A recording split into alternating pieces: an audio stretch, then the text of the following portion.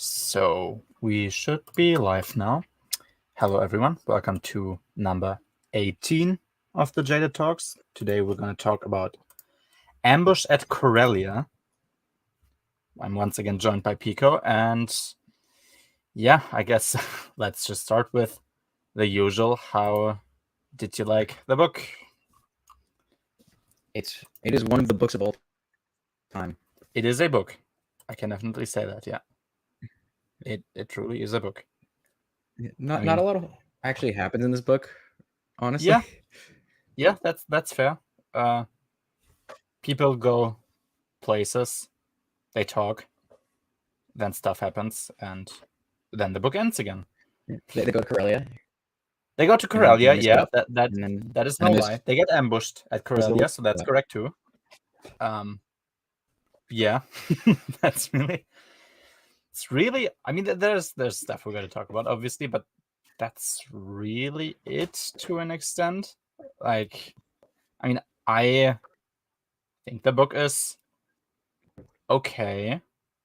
I might even say it's good, somewhere in between.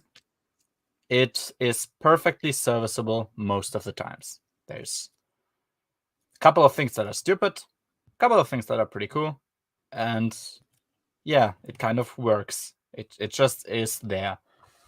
And yeah, otherwise, I don't think there's a lot to talk about for now. Yeah, Noah always says it's a perfect story for one book that has been stretched out into a trilogy.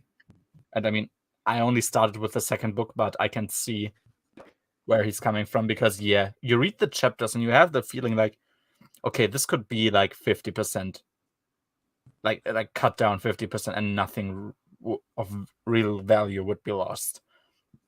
It's just a lot of words. But yeah, we'll jump into it. I mean, yeah, the title is functional. Ambush at Corellia. It does tell you exactly what happens. The German title is just The Ambush, so no clue why. Don't ask me. I have no idea. Here's the cover. I mean, the characters look good. Yeah, there is. The characters look like they're supposed to look like, somewhat. There's the falcon there. There's, I guess it's a house there. Probably the one Corellia. And yeah, that's really all there is to say. You could have mixed it up a bit by, I don't know, either putting the kids on there, or maybe, I don't know, Calendar, considering she gets mentioned throughout the book. But yeah, that isn't the case. It's just the big three: Chewie, Falcon, the usual band cover. Oh, I guess. sorry. I was talking. It really doesn't make sense for Luke to be on that cover, to be honest. Not really. Not really No. there in this book.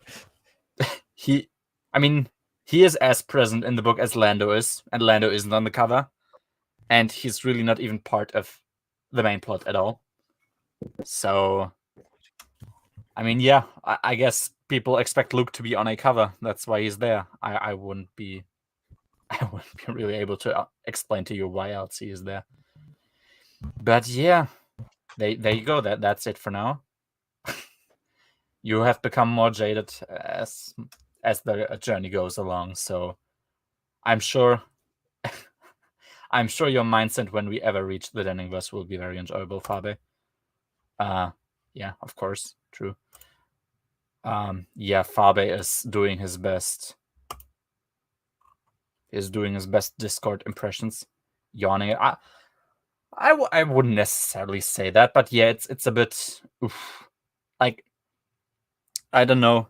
The other books, I mean, there was more motivation for me to finish books that I hated more, just because I had this feeling of, when I'm finished with these, the very good stuff appears, and everyone sort of wants to see a train wreck. I mean, not really, but kind of. But this just, yeah, I mean, it's there. Whenever I finished a chapter, I had no desire to immediately continue reading. I don't know. It's just the thing. German title is at least better than the anime. Oh yeah. What was like, he showed me that some High Republic book that's called like The Race to something tower, and the Swedish translation is just the enemy attacks. Yeah. That could be a German translation, to be honest. Just completely changed with no sense. I wish Lando was the EU in the EU more. His absence is probably why the EU is so shit. Now, the thing is, a lot of times when he is not absent, the EU is really shit. So, yeah, I would like to claim that Lando in any way improves a lot of books, but that's generally not the case. At least usually for me in the Bantam era now. We'll see how that changes. He's got Blackfleet. That's one. Yeah, he has Blackfleet. I mean, Lando Adventures, that's not really Bantam, but he has that. And yeah, he is in this book. I don't think he's the smartest person in this book, but we'll see. I would like to say that that is correct. Unfortunately, a lot of people count the JAT, which I think is a massive mistake. Yeah, that makes sense. No, I mean, sure, but yeah, the amount of people who do, that's sort of the painful part. Oh well, let's just start with chapter 1. So, chapter 1, Han and Chewie, they do something pretty interesting that I don't think I've ever heard of, which is they try something, which is they use the shield of the Falcon to... What? Yeah, that is a crazy concept at all. But they are standing on the shield, like it's actually a physical thing. I don't know. I was surprised that that's how it's supposed to work, because I don't think that there's ever reference to shields actually being able to do that. I always imagine shields like they are supposed to protect you from blasters, from like plasma. But if you crash against a rock, the shields do nothing. That's always what I imagined how the shields work like. I don't know about you guys, but yeah, that was, I guess, an interesting concept. I don't see it ever being mentioned ever again, apart from maybe in this book, like as a payoff for that even happening at all. Yeah, Han and Chewie. I mean, Han and Chewie, they have fine banter together. You know, their experiment with standing on the shields failed. They sort of almost broke the Falcon. They partially broke the Falcon, which, yeah, we'll talk about that later. And yeah, Chewie is getting really pissed off, which is understandable. I think the book even mentions, like, yeah, Chewie is not as attached to the Millennium Falcon as Han is. So whenever something like this happens, Chewie is just pretty angry at Han. It's like, yeah, you know, we could swap out this ship any day. And of course, that's a no-no for Han. But yeah, I mean, I understand, Chewie. It's gotta be... because the ship is from the movies, and we can't do that. So Exactly. I do remember the ship from the movie. I've seen that 3 times at least. So, you know, we can't delete that. Shields protect against rocks as well. They protect against everything, but I'm pretty sure they're supposed to be like hot concentrated iron. yeah, I guess so, yeah. Might be. Yeah, sure. I mean, I wouldn't be against shields working against rocks. Like, it's just I thought this might be how it worked. But yeah, oh no, I think it's actually in the movie that they work against rocks as well. So forget that I said that. But yeah, I was just I guess they can stand on their shield. I mean, I wouldn't know why you would want to do that, but I guess it's possible if you need it in any way. Hello, Brennan. Welcome. Yeah. Oh, we have a quote by Han that seriously surprised me. I would even argue that it's out of character for Han, at least from what we've seen chronologically so far, which is, "I'm a family father, and I even like being one." Now that's surprising. This isn't my Han. This isn't the Han I was used to. And I would say this is pretty disrespectful to Kevin J. Anderson. Because as we know, Han does like skiing with other people. So I don't see him liking being a family father when he would rather ski with randos. Yeah. So there you go. Han, of course, once again, his character is retconned. That's just how it goes. Everything that Kevin J. Anderson set up has to be destroyed. So make of that what you will. I was thoroughly disappointed. Yeah. And yeah, so now something happens. Han gets approached by a woman. She's called Calendar. That's her surname. And someone is even listening to the conversation going on with an Imperial probe droid, which we don't definitively find out, but it's pretty obviously not from Calendar or from anyone on the good side. We just know, okay, yeah, this droid is not supposed to be here. And there is a bit of subtle things going on here, like communication-wise, that I thought was kind of cool. They try to annoy each other, basically. So he's walking behind her to, like, have her in his eyesight. So they go on the Falcon and he moves behind her. So of course he can see everything that she's doing. She immediately finds the correct room where to sit down. Of course, Han thinks you shouldn't actually know how the ship looks like because you've never been on here, but that's also subtly getting him to understand that I know a lot of stuff about you, including exactly how your ship looks like. Well, that was kind of neat. I like subtle communication, and nothing. It's rare nowadays. It is rare. Like it does seem like as though you need to really overtly shout out every line that you mean, because I guess you believe your audience is stupid. But no, sometimes people catch on, and it's quite cool if it happens. Han would rather be skiing with yeah, exactly. So Roger, what's it called? Roger McBride Allen. I mean, that was kind of disrespectful to Kevin there at that moment. You clearly have to say it.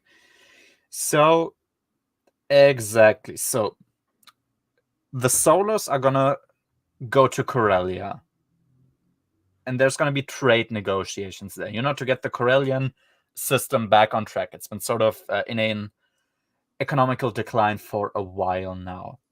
But the New Republic, first of all, and it's crazy that is mentioned, but yes, the New Republic does have spies. Problem is they keep going missing whenever they are in the Corellian system. Hello. Yeah, so they keep going missing there, the agents in the Corellian system. And of course that say it'd be cause for investigation, but this is the New Republic, so we can't do that. The New Republic, it has very prominently a problem with spies. But of course, Han now is supposed to help, because of course, all layers of the New Republic intelligence potentially could be infiltrated, which once again, that's just, to me, that's just a running gag that keeps on going at this point. It's like, okay, yeah, everyone and their mother has spies in the New Republic. The New Republic never has otherwise. Like, that never seems to really work usually, but it always works for the New Republic. That's just kind of humorous. Yeah. And yeah, exactly. So what Han is now supposed to do, he gets that mission from Calendar, is that he's supposed to go to Corellia and basically be as annoying as possible. He's supposed to make a lot of noise, he's supposed to try to openly bribe officials there, like just being as much of an annoyance as he possibly can to the local authorities. Just so basically, I would say that's what the part here implies, to bait whoever it is that is causing mayhem in the Corellian sector to come out and to show themselves. And Han more or less accepts to do that. And I was like, I mean, if you're gonna do that, he doesn't know who Calendar is. She tells him she's from the New Republic intelligence, and sure, she actually is, as far as we know for now. But yeah, if this is the kind of things that Han is supposed to do, maybe he should get that from someone who he definitively can trust. Like, if Kraken tells him that, I guess Kraken doesn't exist yet. publication-wise, or if it's Akbar, if it's Wedge or Leia even, that would make sense. But no, it's a random agent. So yeah, it's kind of difficult why Han would even trust her in the first place. That was just something I noticed here. But exactly, so Calendar leaves again, and what Chewie does is he very quickly notices that there's an Imperial probe droid outside listening into the conversation.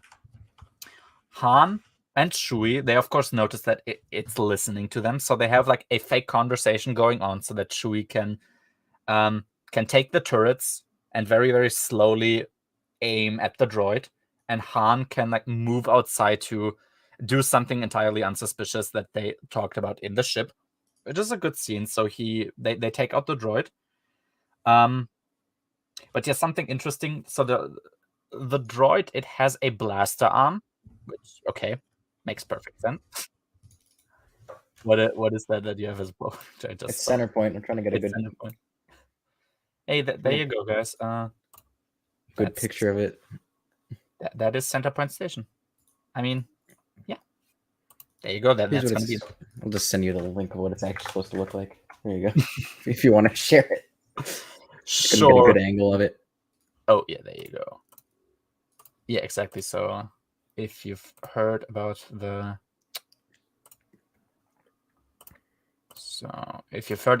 trilogy, of course you've already heard about Center Point Station, and this is what it's supposed to look like. There you go. You have like a middle part, and I guess that's the top, and there's the bottom part too.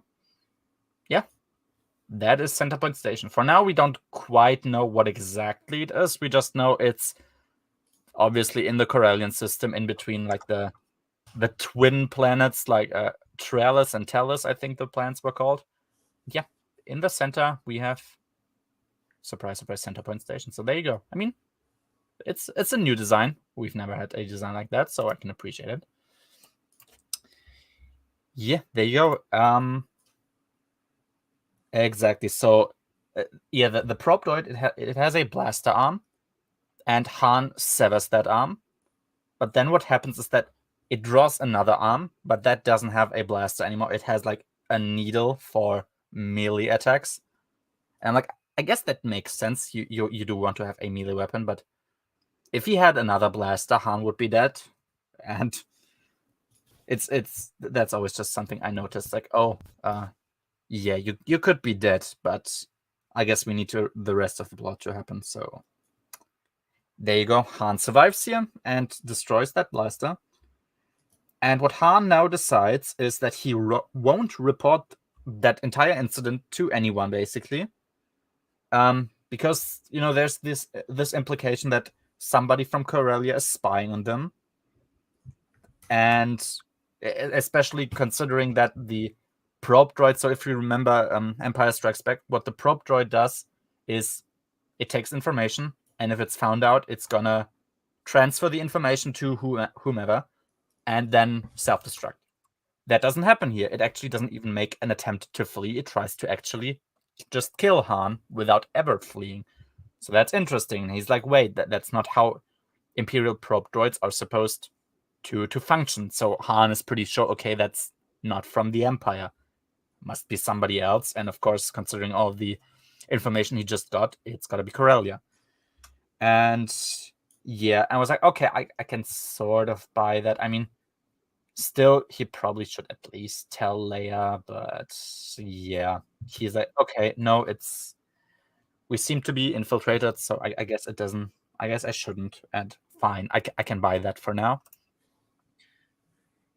Enter the Empire's acknowledgement. Thraken is present, but they are nowhere to be seen. Does this mean...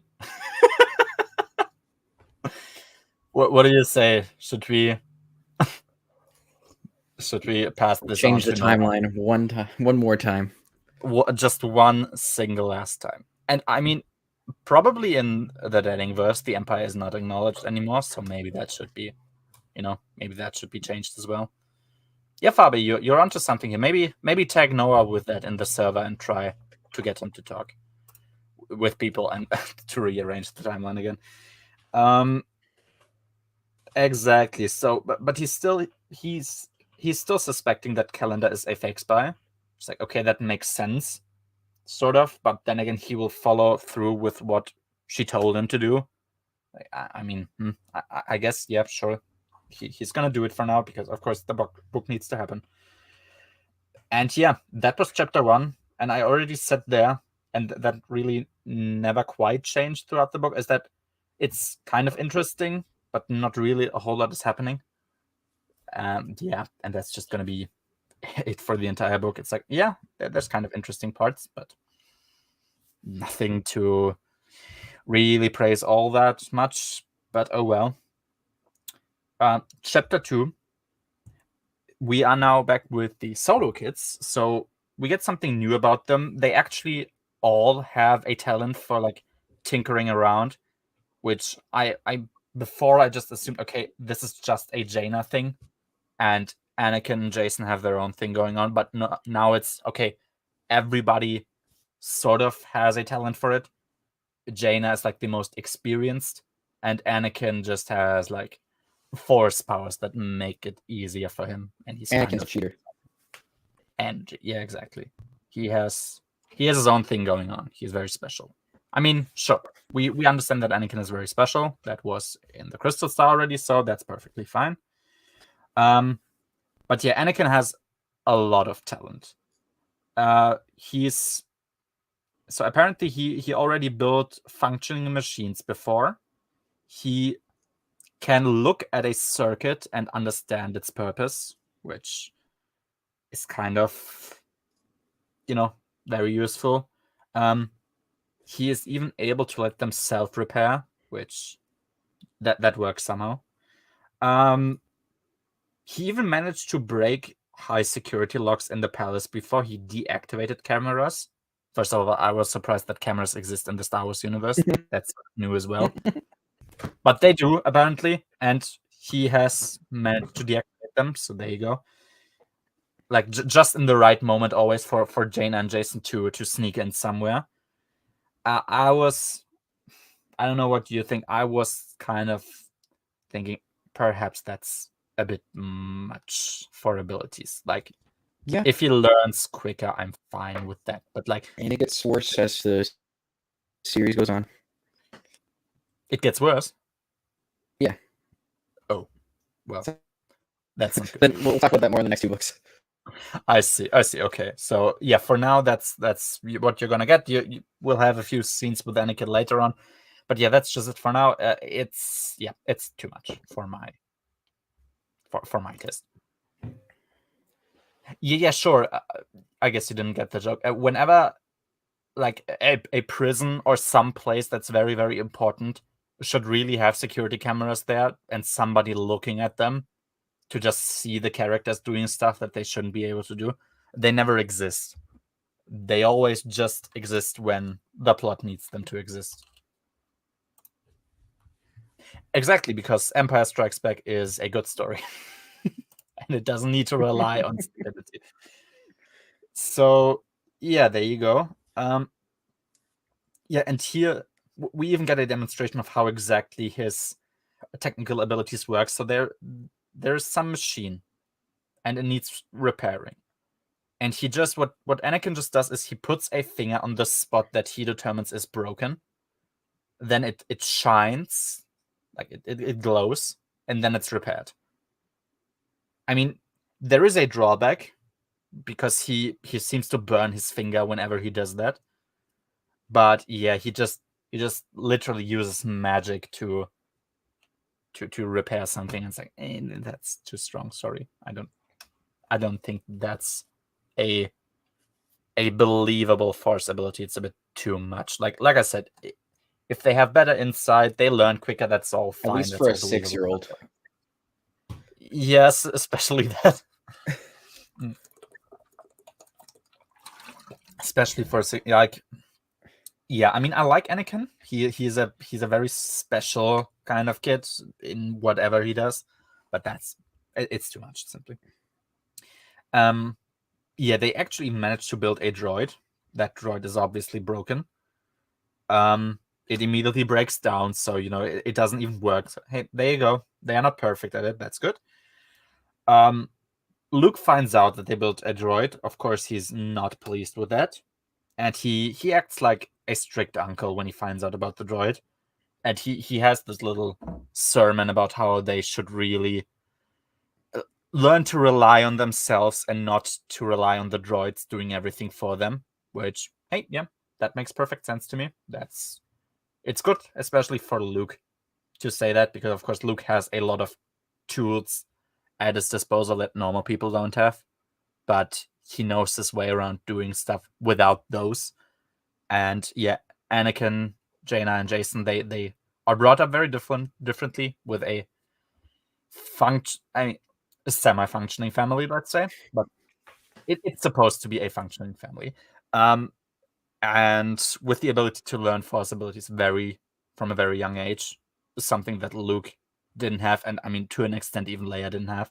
So yeah, it's good that he teaches them that lesson.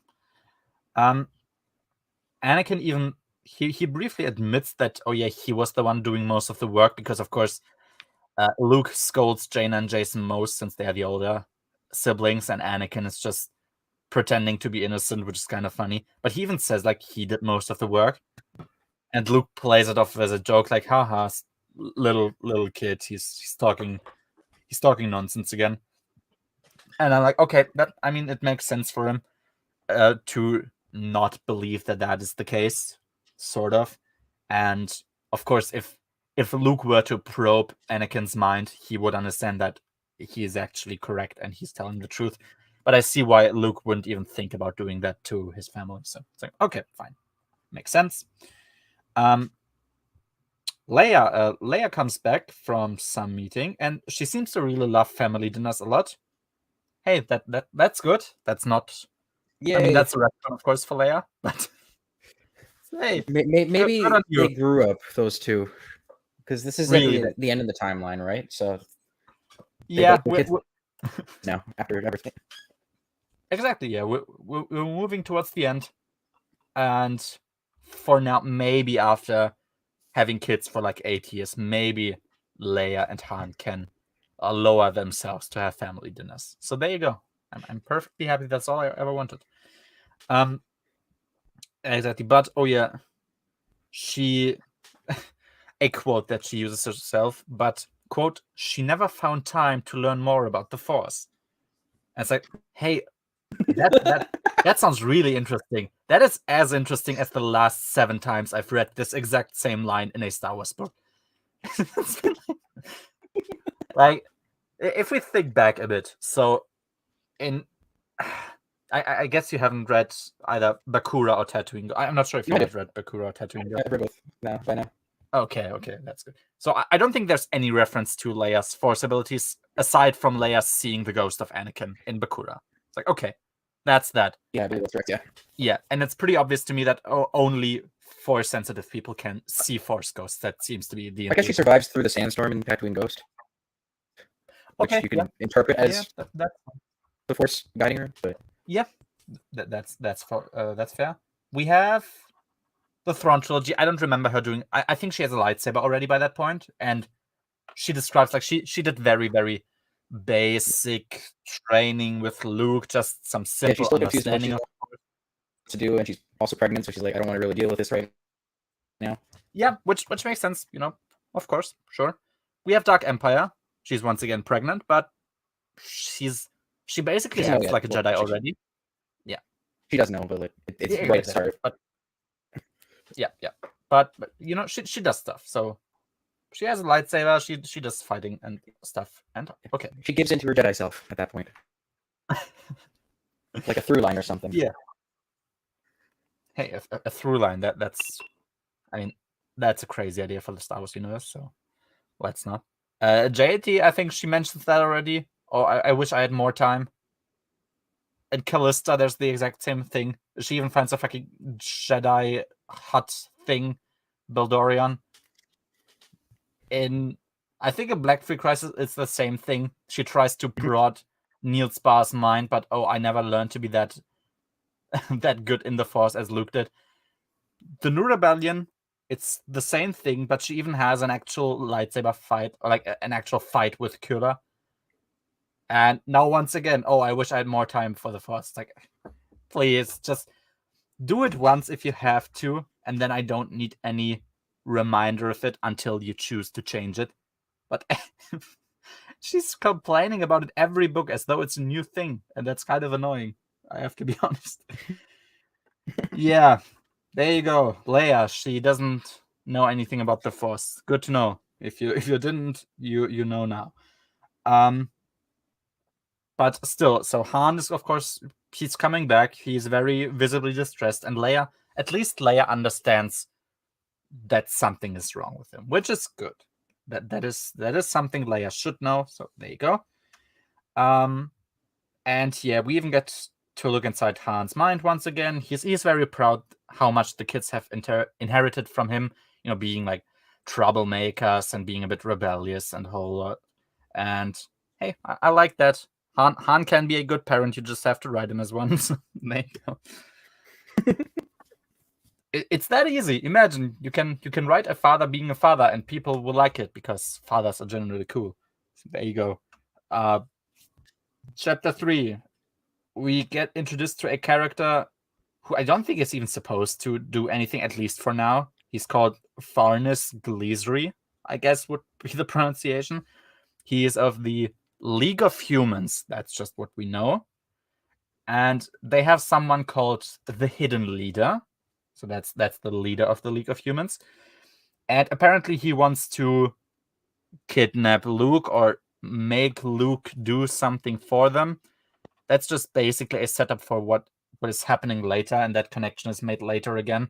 But yeah, for now we just know, okay, Luke is supposed to do something. We don't know yet. Yeah, we get a dinner scene with the Solos. It's kind of uncomfortable. So the droids, they won't be taken to Corellia because, I mean, there's no space and they aren't really needed there. And Jaina is kind of pissed because, of course, Luke still says, you can't always rely on R2 and 3PO doing everything for you. They point out back to him like, oh, but R2 always does your stuff in the X-Wing. It's like, yeah, but I need him there. There's no actual possibility for me to fully function in that X-Wing without him. You're just doing like normal housework with the droids. So that's kind of not how it's supposed to work.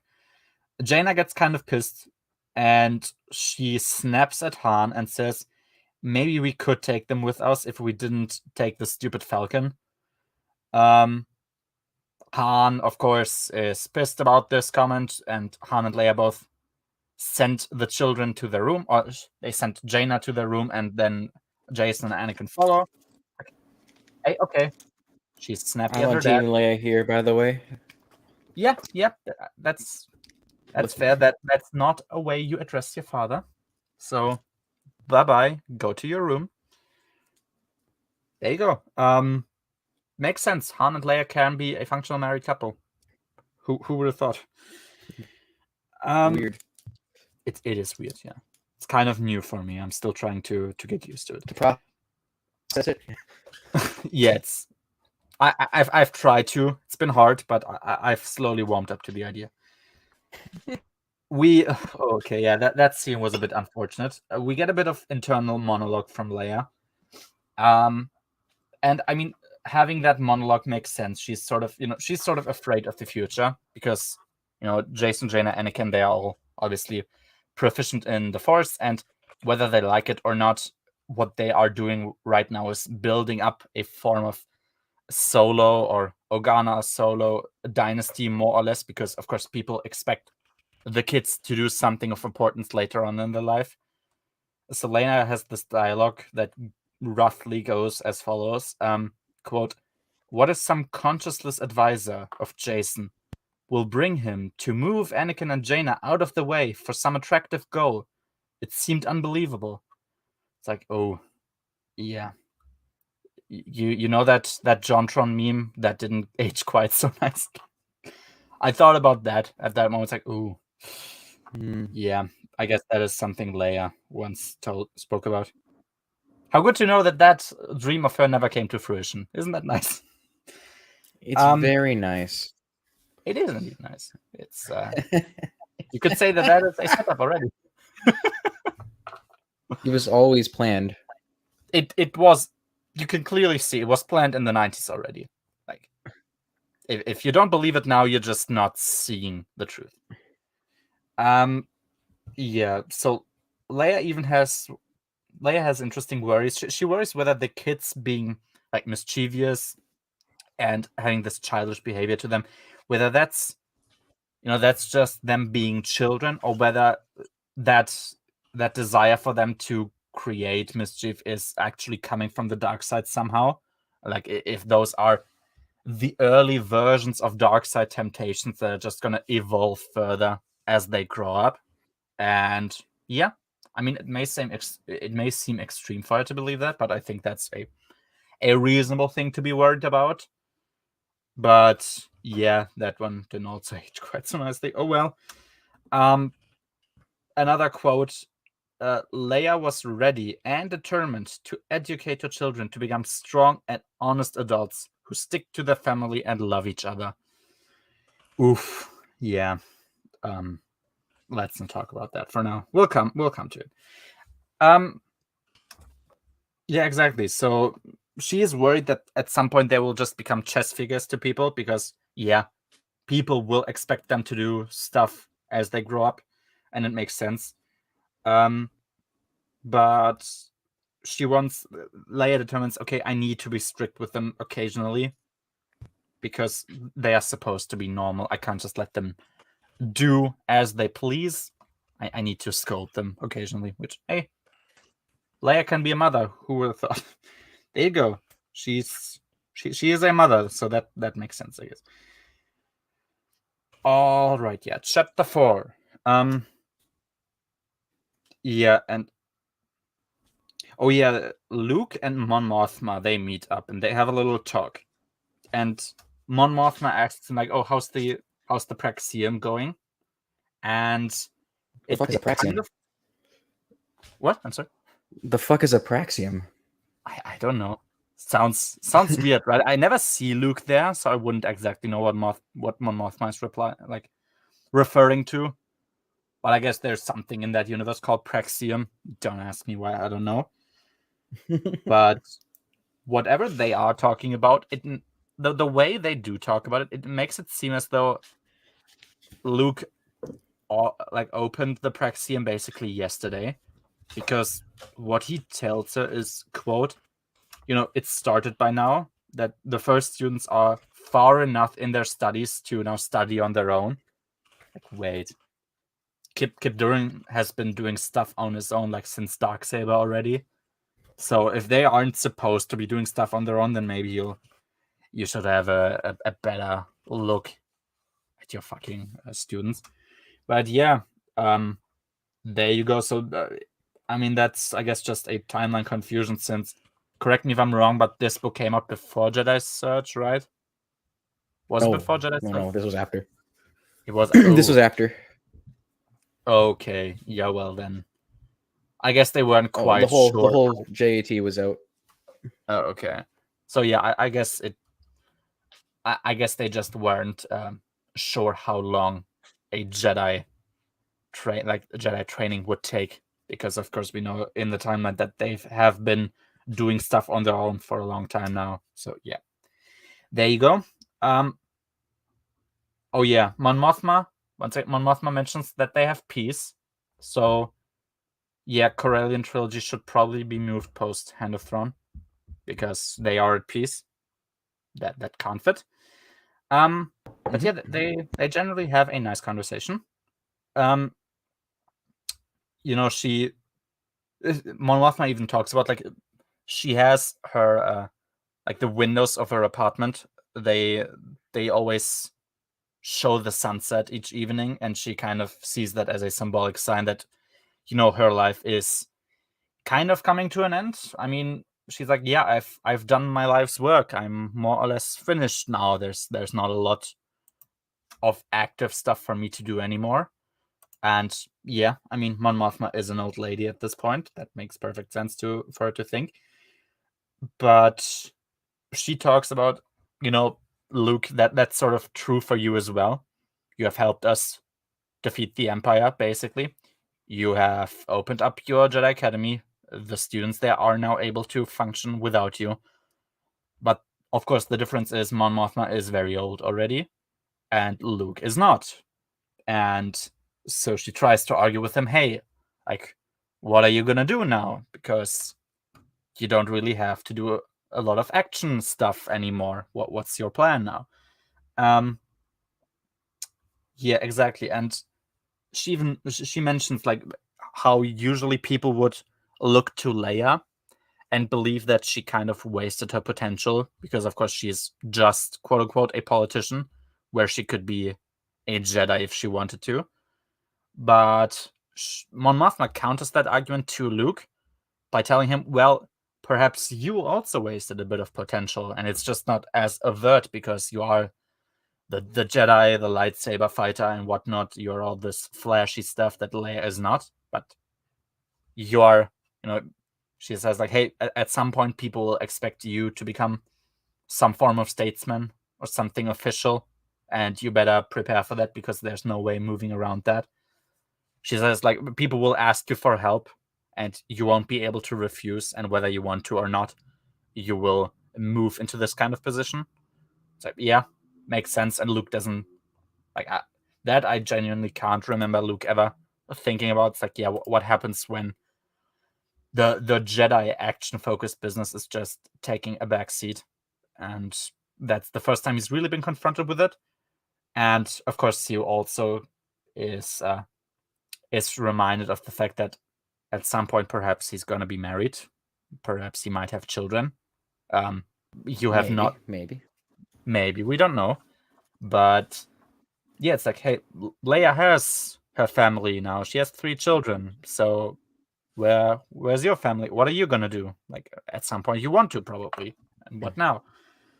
And it makes sense perfectly for Mon Mothma. I mean, yeah, Mon Mothma isn't the closest friend to Luke, but of course she would care about that to an extent, if not only for the sake of the New Republic. So it makes perfect sense for her to bring that up.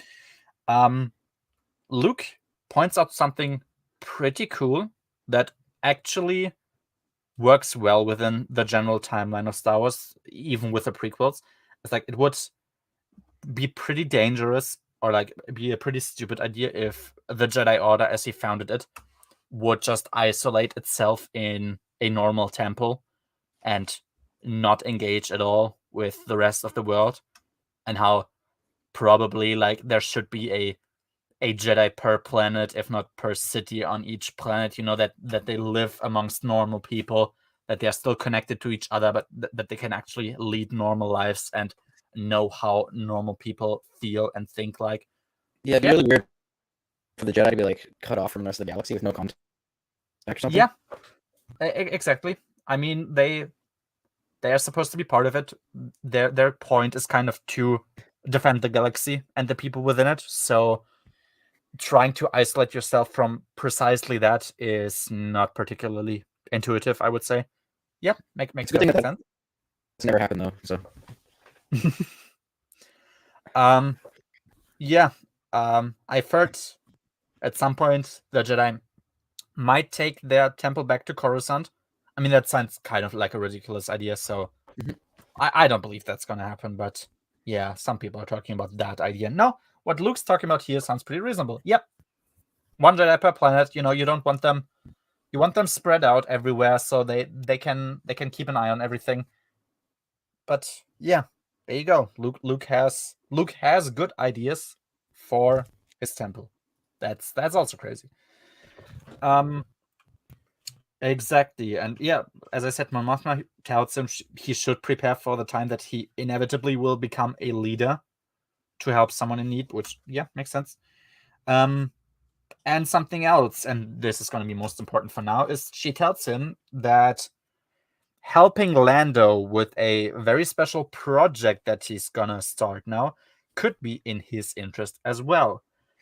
And I was like, oh, okay, where's that going? I mean, it was obvious, of course. Lando, spoiler alert, Lando has a singular mission in this book, which is to find a wife who keeps him straight. So that's where Luke is gonna a sugar mama, if you will. Basically, yeah. He just says, okay, I don't really care about love. I don't really need love. I just need money to reinvest it into other stupid stuff. Because, I mean, if you look back at Lando's business history, no matter how much he likes to, he likes to flex with his business abilities, he doesn't seem to have started a whole lot of businesses that are really, really successful and stood the test of time. Like Hologram Fun World, there was that. There was Hologram Fun World that was kind of gone. We have Cloud He City. sold it to get back Cloud City. That's the only reason why I failed. Yeah, it was Durga's fault. Lando didn't do nothing wrong. Cloud City, yeah, he lost that to stupidity. Nuklon, I guess that's not quite his fault. But yeah, he's had a lot of very, very bad ideas. Oh yeah, Kessel, I guess that just fizzled out as well because getting that to function cost too much money or something. Crazy thought, I know. Yeah, so Lando's like, I might need some financial backup, and it doesn't seem to be the most insane thing to happen in the galaxy to have marriages for monetary purposes. So, okay, fine. That is it for now, but we'll get more about that later. Chapter 5. Yeah, exactly. So what we get now is that, okay, the calendar woman, she actually is from the NRI, so New Republic Intelligence. Okay, fine. They so the NRI, they perfectly prepared her for going to Corellia. She was supposed to fly a fake route, so she flew as a trader. That's what her purpose on Corellia was, supposedly. And what the NRI did is to prepare her ship in a way that makes it actually believable that she was on the planets that her navigation computer tells her she was at. So I don't, they put like specific garbage in her ship and even specific particles in her air conditioning system and whatnot, so that it actually, if somebody looked at the planets that her computer says she was on, that they actually could look through the ship and determine, okay, that actually was where she went. Like, hey, that's really smart. That I did not see that coming. So there you go. Pretty cool, neat idea. Exactly. And what they want is, because Corellia is a very, very suspicious planet for towards outsiders specifically. And what they want to do is they set up her hyperdrive in such a way that when she moves out of hyperspace in front of Corellia, she loses it. It explodes, and she's supposed to take an emergency landing on Corellia, because she assumes, or they assume generally, okay, if there's an emergency, the Corellians might be more willing to let her land on the planet than if she were just a normal person trying to land there. And yeah, that makes perfect sense and was a pretty cool idea. But the hyperspace generator, it explodes a bit too much, and the ship, she started to lose control of her ship, and she actually needs to do an emergency landing now. She chooses to land in the water. Okay, sure, makes sense. Exactly, yeah. So the NRI specifically, because they probably have a mole in their ranks. They isolated their agents even more from each other, so that people basically can work as a one-man army and never need to contact anyone and run risk of giving away their information, which makes sense. But I would almost imagine that is how intelligence should run at any given point, not only if they suspect they're infiltrated. Because, I mean, what happens if you're not suspecting you're infiltrated? Like, you're not gonna know, so you might as well just always do that. Yeah, her crash landing, I mean, it was done pretty well. I like the atmosphere of Corellia in general. There's a bunch of destroyed ships floating around in the above the atmosphere. And I was like, yeah, I mean, I like Corellia as a planet. So I look forward to learning more about that. But yeah, that was really all there was to chapter 5. It was a pretty long chapter, but nothing. And that's kind of the thing we mentioned. Like, if we just take this chapter, you get some world building, some characterization, which is fine. But still, I think it was like almost like a 30-page chapter, like 20 to 30 pages, somewhere in between, where really Calendar just flew to Corellia and landed. It's like that could also have been done in like 10 pages with exactly the same information. Like, we got a lot of details, how she's trying to stabilize her ship, and how she's looking at different things. It's like, okay, sure, cool, but you can also speed that up a little bit, I feel like, at least. Well, it doesn't have to be here at all. Or perhaps you don't have yeah. We can, if at some point she just is on Corellia, we can, fill in the blanks. I mean, it's cool to have agent stuff going on and you learning how it goes on, but yeah, that could have been done a lot quicker. Like, it was at this point the longest chapter in the book, I think. Like, there was no need to do that. Like, it's not part of, it is part of the main plot to an extent, but of course you're supposed to actually experience the plot from the eyes of Han and Leia and the kids. So, that was kind of unnecessarily long. Yeah, there you go. Chapter 6. Luke, once again, hey, he's a good uncle. Because the kids, they are coming along to that trip to Corellia, which we can argue whether that's a good idea. I mean, it is. So, as context, the central government of Corellia has collapsed. The New Republic has a general government and a general governor in the sector. He's called Mikamba Lecto. But yeah, basically the entire sector is more or less ruled by anarchy at this point, and that doesn't seem like the best place to bring your kids to. I don't know. Like, that doesn't sound. I mean, we don't only have the options to take children into a war zone or to leave them on a Noth with Winter. I feel like there is options in between there somewhere. I don't know exactly where, but you could do something with that, I think. Oh, Luke, maybe. Perhaps Luke. He can train them in the Force a bit. Maybe that seems like an intuitive thing to do. Hey, Mon Mothma, she doesn't seem to have that much going on. Maybe she can. Maybe she wants to take care of children for a few days. I mean, they're not supposed to be gone for long, or like a few weeks tops. I mean, somebody is there, right? Doesn't have to be your top secret agent, perhaps, but you also don't need to take them there with you.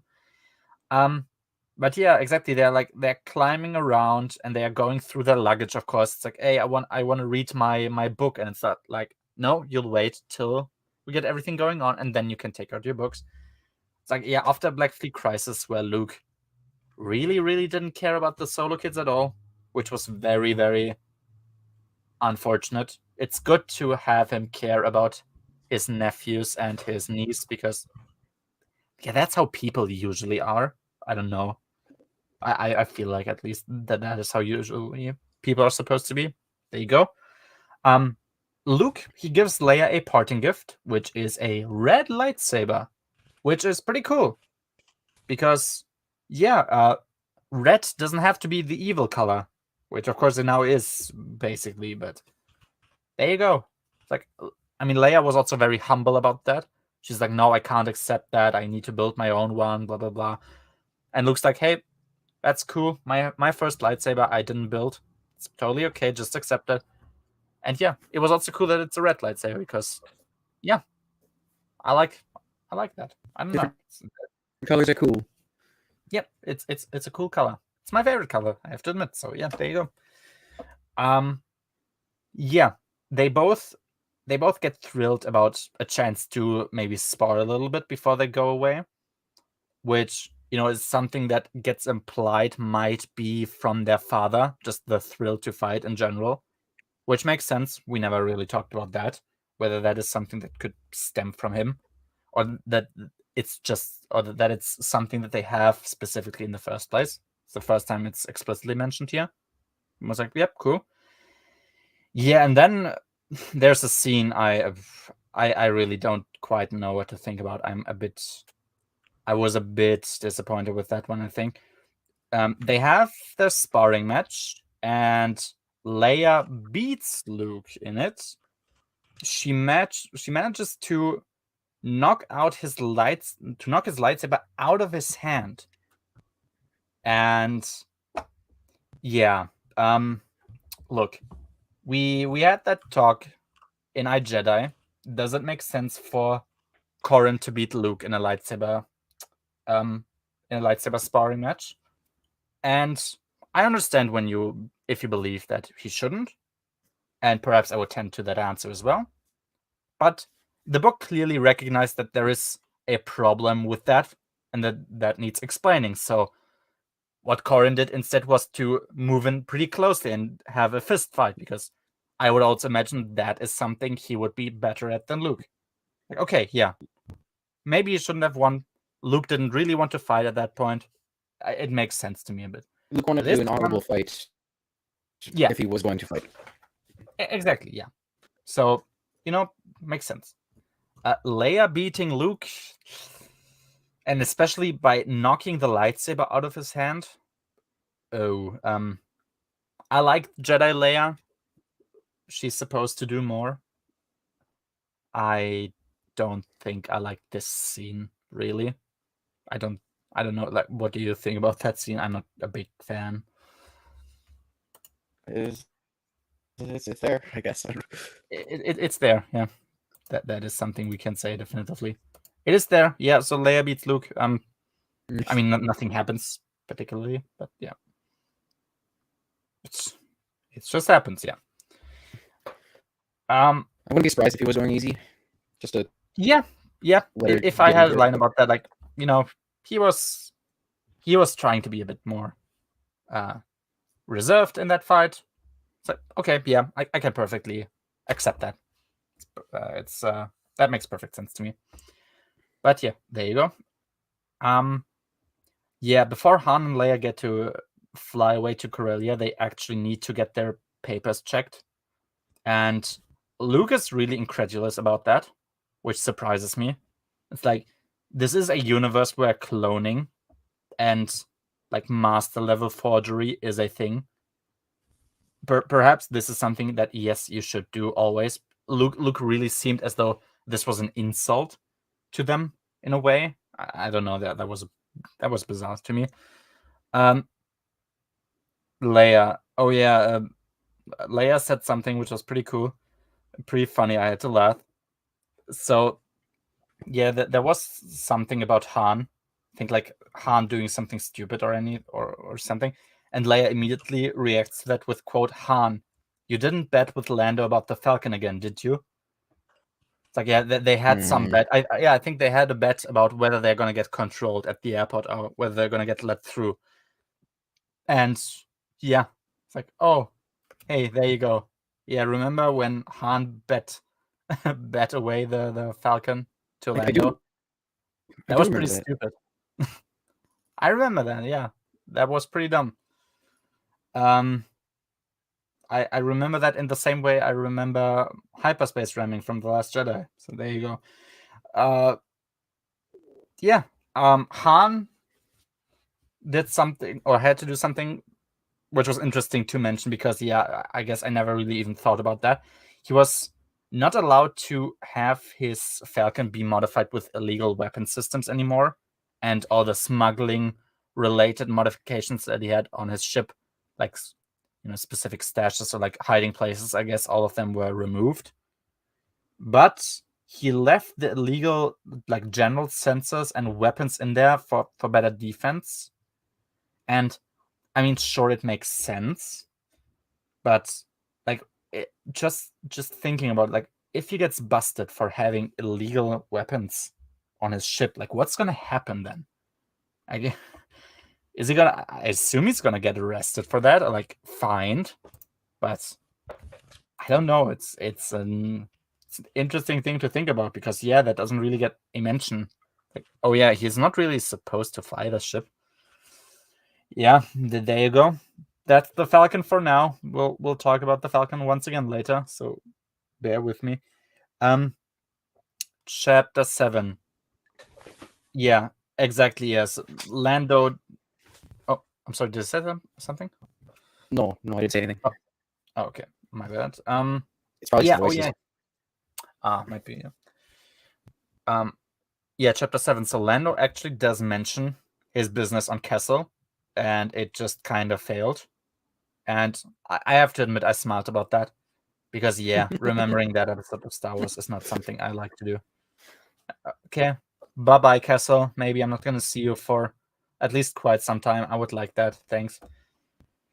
Lando has another project instead, which I guess the English name would be Dome City, which he built, like somewhere in the lower regions of Coruscant, and like he housed a bunch of people there. But he gets bored with his life somewhat, and now he says his plan is to, quote, marry money, which I mean is as direct as you can get about that. Hi, Josh. Slowly moving towards NJO. We're almost there. Yeah, exactly. So he wants to marry money. That was the quote. And yeah, I mean that's pretty self-explanatory. Yeah, and the problem of Lando is though that women don't really think he's a nice guy. Which What? I guess. Yeah. Surprise, Lando is not like the best son-in-law you can bring home to your family. Just gonna say that one. I mean, people can change, but yeah, Lando is somewhat stuck in that phase of maybe not marriage material. Womanizing. Yeah, kind of. That is fair, I think, to say. And since the women are, of course, supposed to believe he's nice because he wants to marry them, he is gonna ask Luke to come along with him to like be, the prominent positive figure next to him, so the women believe like, oh, he must be an honest, upstanding guy because Luke Skywalker is with him. Which, I mean, sure, I guess I understand why he's thinking that that's gonna help him. That's his plan. Yeah, Luke. Oh yeah, Luke has another thought. He has a thought about this dome city where they're at. Is that, quote, yes, the old Lando would have built this city and then lost it in a Sabacc game. Like, yeah, I remember him losing Cloud City in a Sabacc game. That was interesting. There you go. I guess you could call that a connection. And yeah, so Lando keeps talking to Luke until he relents and is being talked into following him to meet 5 women. That's what he says. We're gonna meet 5 women. Luke, like multiple times, Luke acknowledges that him being convinced by Lando makes no logical sense. Which, I mean, yeah, kind of. And that marrying only for money is kind of an immoral thing, and perhaps he shouldn't implicitly think like support it by going along with Lando. But he does it anyways, so I guess Luke deactivates his morals for this book at least. Yeah, I don't think this is something Luke would follow people around for, even if they were his good friends. I'm just gonna say it. It's been like, what, 16, 17 years since he met Lando, I think. Like, or a bit less, maybe around 15 years. Yeah, sure. They would do a lot for each other. I'm perfectly willing to believe that. Trying to find. It's not like he's got like a class to teach or something. So yeah, he's just got nothing to do right now. So I guess why so. not just follow him around? The girls are kind of not approaching him as well. He's just kind of there. It's like, oh, yeah, sure, why not? I guess. I was like, okay, I guess like in a meme way, it's kind of funny that this is happening. But like, actually, I'm not the biggest fan of that storyline. It's just, it obviously screams of side plot, which surprise it is, but yeah, there you go. How do you feel about Han Solo having an evil cousin who's in charge of Corellia? Never thought much of reading NJO and Legacy of the Force, but now it seems a little contrived, the everyone is related thing. That's fair. Yeah, I guess think I have it's fine, but if you take courtship into account, then you have the false king aspect in his family too, and it gets really it's getting kind of messy it's at a that lot. point. Yeah, like it also it's the same thing. Like it puts a lot of importance on the name Solo, which I'd argue is not really what that name is supposed to have at this point. I think I'm also fine with the evil cousin thing.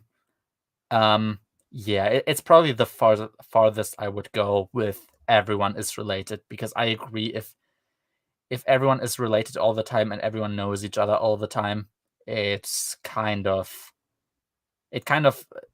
decreases your believability of your universe, because you don't even know nearly everyone in your own town, probably, if you live like in a moderately big town, and imagining the same thing being true but for a universe, like for multiple universes.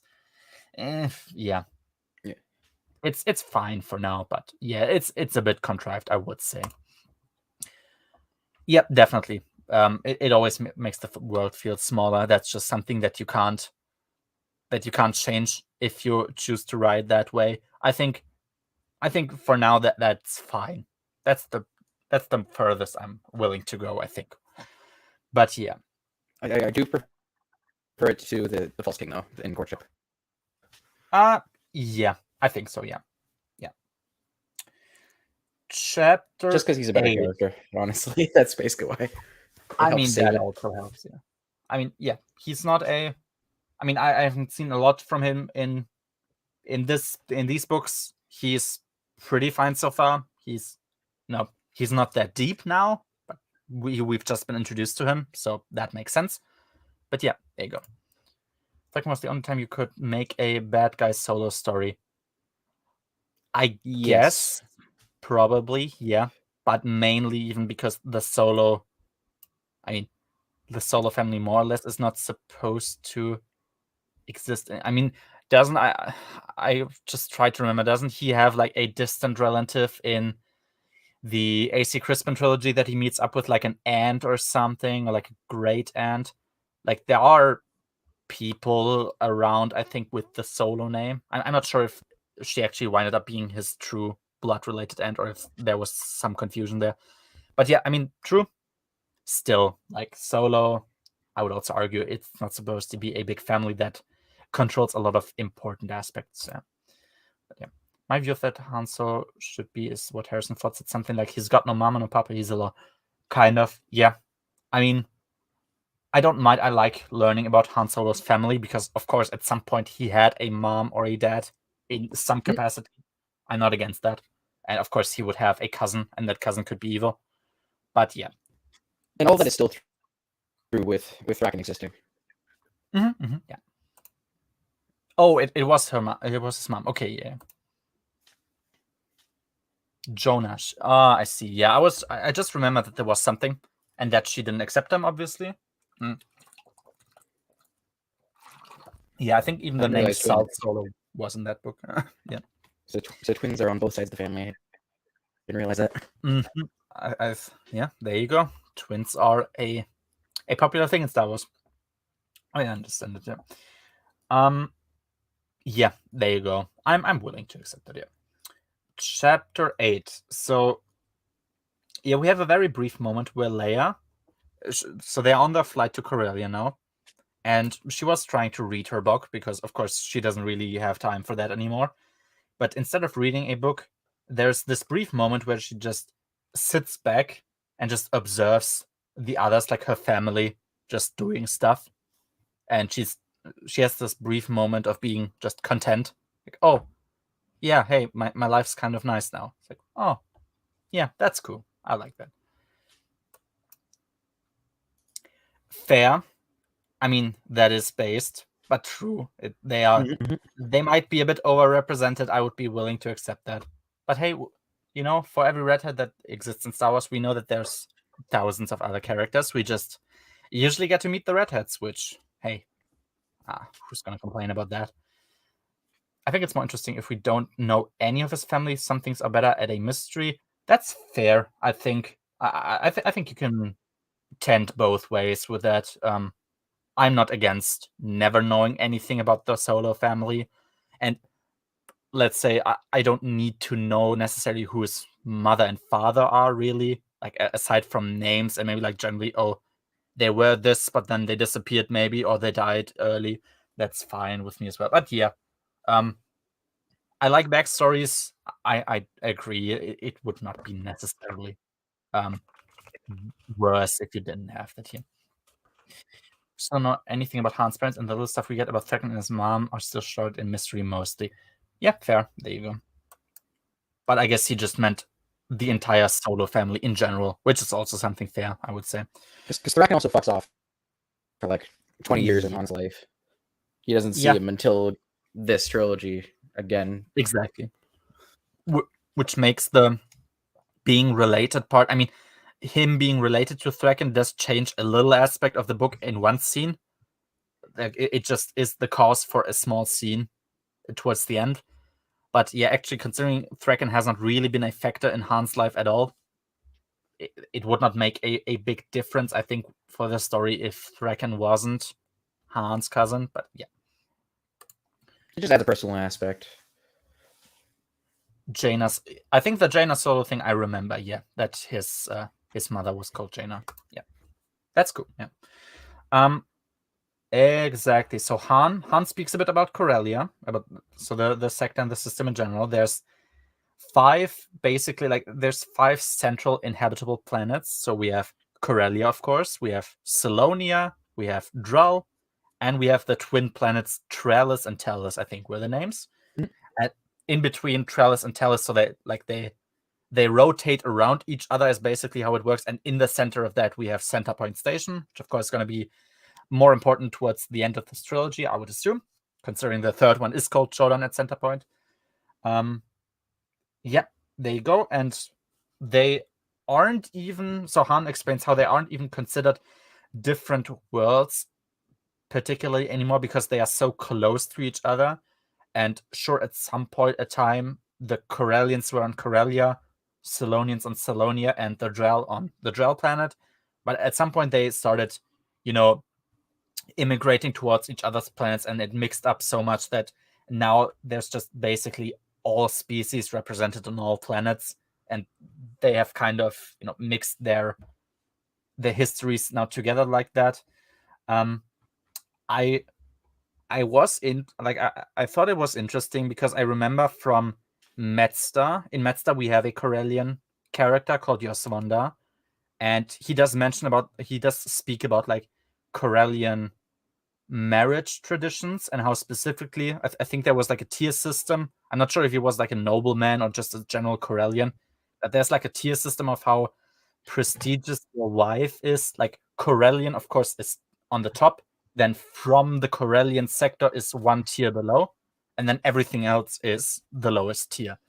So there are still differences, and I'm not sure like whether they fit so much because Han implies like there's no differences at all anymore.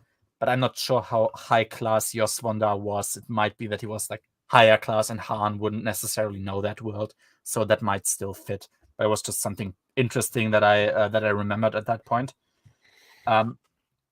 Exactly. Yeah, we get some basic ideas about how the sector looks like. There's even these very unimportant planets. They are like on the edge of the sector, and so basically every planet that isn't the five that I mentioned explicitly is an unimportant one.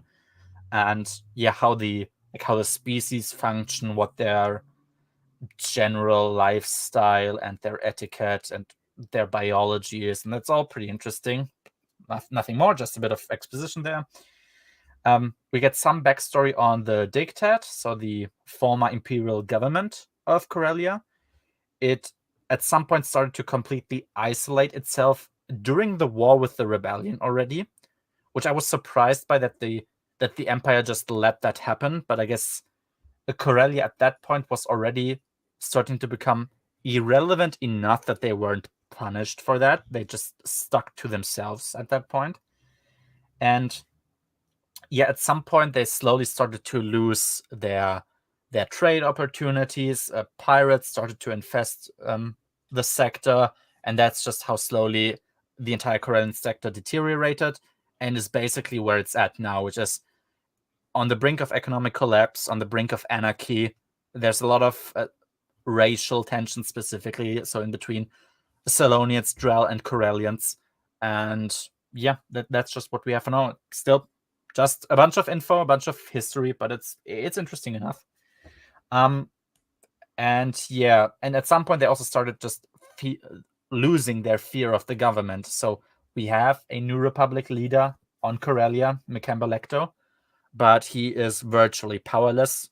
He can't trust basically all of his security forces anymore. He acknowledges, yeah, probably a bunch of my security forces are compromised with either former Imperials or other subversive elements in any way, and he only has like his local field troops that he can pretty much fully trust, and otherwise there's not a whole lot left, which is interesting. Like that, it's an interesting political world building that we had here. Exactly. As I said, we had brief mentions of the twin planets, and with Centerpoint Station in the middle. That's just what we have for now. And overall, there was not a whole other things to mention. It's just, yeah, that's the situation now. Chapter 9, we are back again with Lando and Luke, and Lando meets his first potential wife, who is called Carrier. Yeah, and they have like a conversation. So Luke, Lando, and Carrier are talking to each other, and Lando kind of complains about Luke because he is lost in his thoughts a bit, and he isn't really charming in his conversation, whereas Lando is trying his hardest, which is kind of bizarre. It's like, why would you want Luke to flirt with your potential future wife? Like, yeah, Luke's there. I mean, it's kind of your business. So he accompanies you. He gives answers, but that's really it. So, okay, I don't know. Yeah. And she very immediately, so that's kind of suspicious. She immediately is eager to get married to him, like right at the moment that they just talk to each other. They determine, okay, this is our goal. She says like, okay, let's marry right now. Luke asks for Lando to, hey, maybe you want to consider that a bit. You've literally just met this woman. She gets pissed about him, and even Lando tells him to not ruin it, since this is, it's his chance and this is what he wanted. Like, oh, okay, you're stupid then, I guess. And what she says is she offers him something. She describes it as offering him full support for 5 years. And Lando even wonders, like, wait, once those 5 years are over, what's gonna happen then? And her only reply to that question is, quote, married till death do us part, which is not the kind of answer you want to hear in that, because maybe I'm just insane and paranoid, but if you ask your potential wife, wait, what's going to happen at the end of the 5 years? And she replies, why only 5 years? Yeah, like 5 years, that sounds very specific. Like, why specifically 5 years? And she replies with till death do us part. I would suspect that means I'm gonna die at the end. Lando does not, and he drops the issue. Oh, okay then. And yeah, Lando. Oh yeah, famously, Lando is a dick to the droids throughout this book for no particular reason. He's just being an asshole, I guess. And he locked 3PO and R2 in the Lady Luck, while because they were like annoying him or something. But that's when 3PO did a bit more research. Like he did research about the list of potential women that Lando found and about their home planets and their wedding traditions. Shocking, I know. Different planets have different wedding traditions, and you might want to inform yourself about them before you make a decision. And at some point, then 3PO and R2 managed to break out, quickly rushed to the house that Carrier lives in to inform Lando that she is a life witch. And life witch apparently means, I guess it's something that has existed in, I'm not sure if it's Marvel comics or like earlier Star Wars stuff already, so they are not invented here, is my understanding. But yeah, life witches can support like the weak. So let's say if you were supposed to die in 2 years, you would be able to prolong your life up to 5 years. And like she can use your life energy for all sorts of stuff, and she also needs to survive like that. But then after 5 years, the support is stopped. No matter how sick you were before, you're immediately gonna die. So if you're a healthy man who wouldn't die in 5 years, you would die in 5 years if you have a marriage with a life witch. Yeah, and yeah, 3PO learned that just by studying publicly available information about how marriages work on other planets. And Carrier even is like confused, like, wait, you didn't know? Like, I guess she never hid the fact that she is this. She just assumed, well, you're gonna know what I am, right? And Yeah, what our point how is. did he find this woman if you didn't Yeah. know that? That's what Yeah, I want. exactly. Like she, you know, as like presumably they have put like marriage applications or whatever, like advertisements out into the holonet, like, hey, if you want to get married, come around.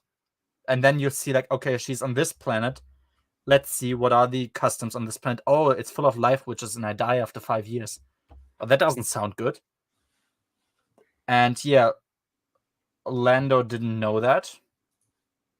And that's it. Yeah. Interesting that you mentioned that, Josh, because it indeed is wacky. But it's like every party is confused about Lando. Like 3PO should be confused. Like, why aren't you just? It's like just the equivalent of Google. Like, what are the marriage customs of, I don't know, South Africa? And if it would say like you're gonna get killed after 5 years, I would be like, oh, I probably shouldn't marry there then. It's like it's the most basic thing to, the most basic consideration to make. And even Carrier's like, yeah, wait. I mean, sure, I guess I didn't tell you, but I don't hide the fact that I'm a life witch, so I'm not sure what you're on about. Oh. Yeah, I think if we're done with the Bantam books, I mean, the problem is I haven't read Shadows of the Empire, which is a Bantam book. That kind of makes it difficult. But I might do like a Vision of the Future Part 2. We can do it. It'll be great. What? I'm sorry? We can do it after Vision of the Future Part 2. Probably, yeah. I'm not sure in which format, if we're going to do a stream or if we're going to do like a video on this. But yeah, I would like to do a Bantam era retrospective, and I'm afraid it would turn out pretty negative. Like, I might even do that and calculate all of my out of 10 rankings and just see like what's the average ranking I gave Bantam books. And I'm going to assume the ranking is implying more negativity than I have, because if something is good, I will like it a whole lot more than the ranking would imply. Let's say iJedi we gave it 7.5. I like iJedi far more than 7.5 applies. But yeah, there you go. But yeah, I'm afraid I'm not so positive about it. Like, there's a lot of cool stuff, and I will assume that Hand of Thrawn is gonna be like salvation to me, like therapeutic. Oh, okay, we've reached the end finally, and this is the conclusion forward to. And same with Survivor's Quest. And there's enough like in the middle of all of these various book series I didn't like, that it it enabled me to have a positive outlook generally. So like immediately after JAT, we had iJedi. We had Darksaber in the middle of the Callista trilogy, which was okay. I don't think it's a good book. It's a fine book. That kind of helped. We had after Children of the or after Planet of Twilight, we had Crystal Star and Starfighters of Aduma, which have both helped me enjoy this era more. But it's so mixed. It's just so mixed. There's so much great stuff and there's so much garbage stuff. Like I genuinely agree. Some of these books I would rather. I have found books that I will never reread in my life again because I genuinely had a bad time reading them. Like all memes aside, I didn't enjoy reading those, and I don't want to read them again. Yeah. What's the general opinion of them? Thrawn trilogy is too far behind. I don't remember it anymore, but I just remember loving it. But I don't have a lot of knowledge about all of the story anymore. Like that's just been lost because it's been over 3 years at this point since I've read the Thrawn trilogy. JAT I despise. Dark Empire I dislike. I don't hate Dark Empire. That's kind of good actually because Dark Empire is a very prolific story. I think it's bad, but I don't like. I don't hate it. I love iJedi, hate Callista. I like the Crystal Star. I love Aduma. I am fine with Black Fleet Crisis. I like the New Rebellion. So far, I'm fine with the Corellian trilogy, and I assume I'm gonna adore Hand of Thrawn and Survivor's Quest. And the other stuff like X-Wing, I basically liked everything. Isard's Revenge, I was just like with. And if that's like your worst book, then congratulations, you've done very good work. Han Solo Crispin trilogy is fantastic. I loved it. Shadows of the Empire I have not read, so I can't comment on that. I know only the one scene, and I'm not looking forward to that. And I'm probably gonna skip that scene because it's disgusting. Courtship of Princess Leia, I hate it a lot. Yeah, that's really it. I think that covered all the stories. So there you go. That's just a very, very general summary of what I thought about the books. Yeah. I have read them, but they were also very early on. So the first book I've ever read in the EU was Plagueis. Then I read the Thrawn trilogy, and then I read the Han Solo trilogy. And that was like beginning to middle 2020. So after I saw Rise of Skywalker, that's when I started reading EU stuff. And like writing down summaries for the chapters that actually even it's very self-serving to me as well because it just makes me memorize the plots more than I would if I just read it. So even without me doing these streams is also kind of self-serving because it makes me memorize the stories better, and I like that. But yeah, Han Solo trilogy by Crispin, it was really, really great. It's very great. You've started with the daily books, right? The daily books a bit less great, but they're pretty good. You can look forward to them, and Crispin is just awesome. Tales of the the Tales of I don't know when I'll cover them. I'll probably do them when I'm finished with the timeline. So when I've done Crucible and the Legacy comics, I probably, because of course then I will have to go back and do some things that I haven't reviewed yet. The Tales of things I'm gonna look forward to. Yeah, I might occasionally just read some of those stories to get context maybe for a specific thing happening in a next book. But yeah, I will do streams for the Tales of books separately. So like all short stories from Tales of the Bounty Hunters, they will get a collective review. That's how I'm gonna do it. Last One Standing. That's the Boba Fett short story, right? Yeah, that is a short story I am vividly familiar with because I was kind of shocked.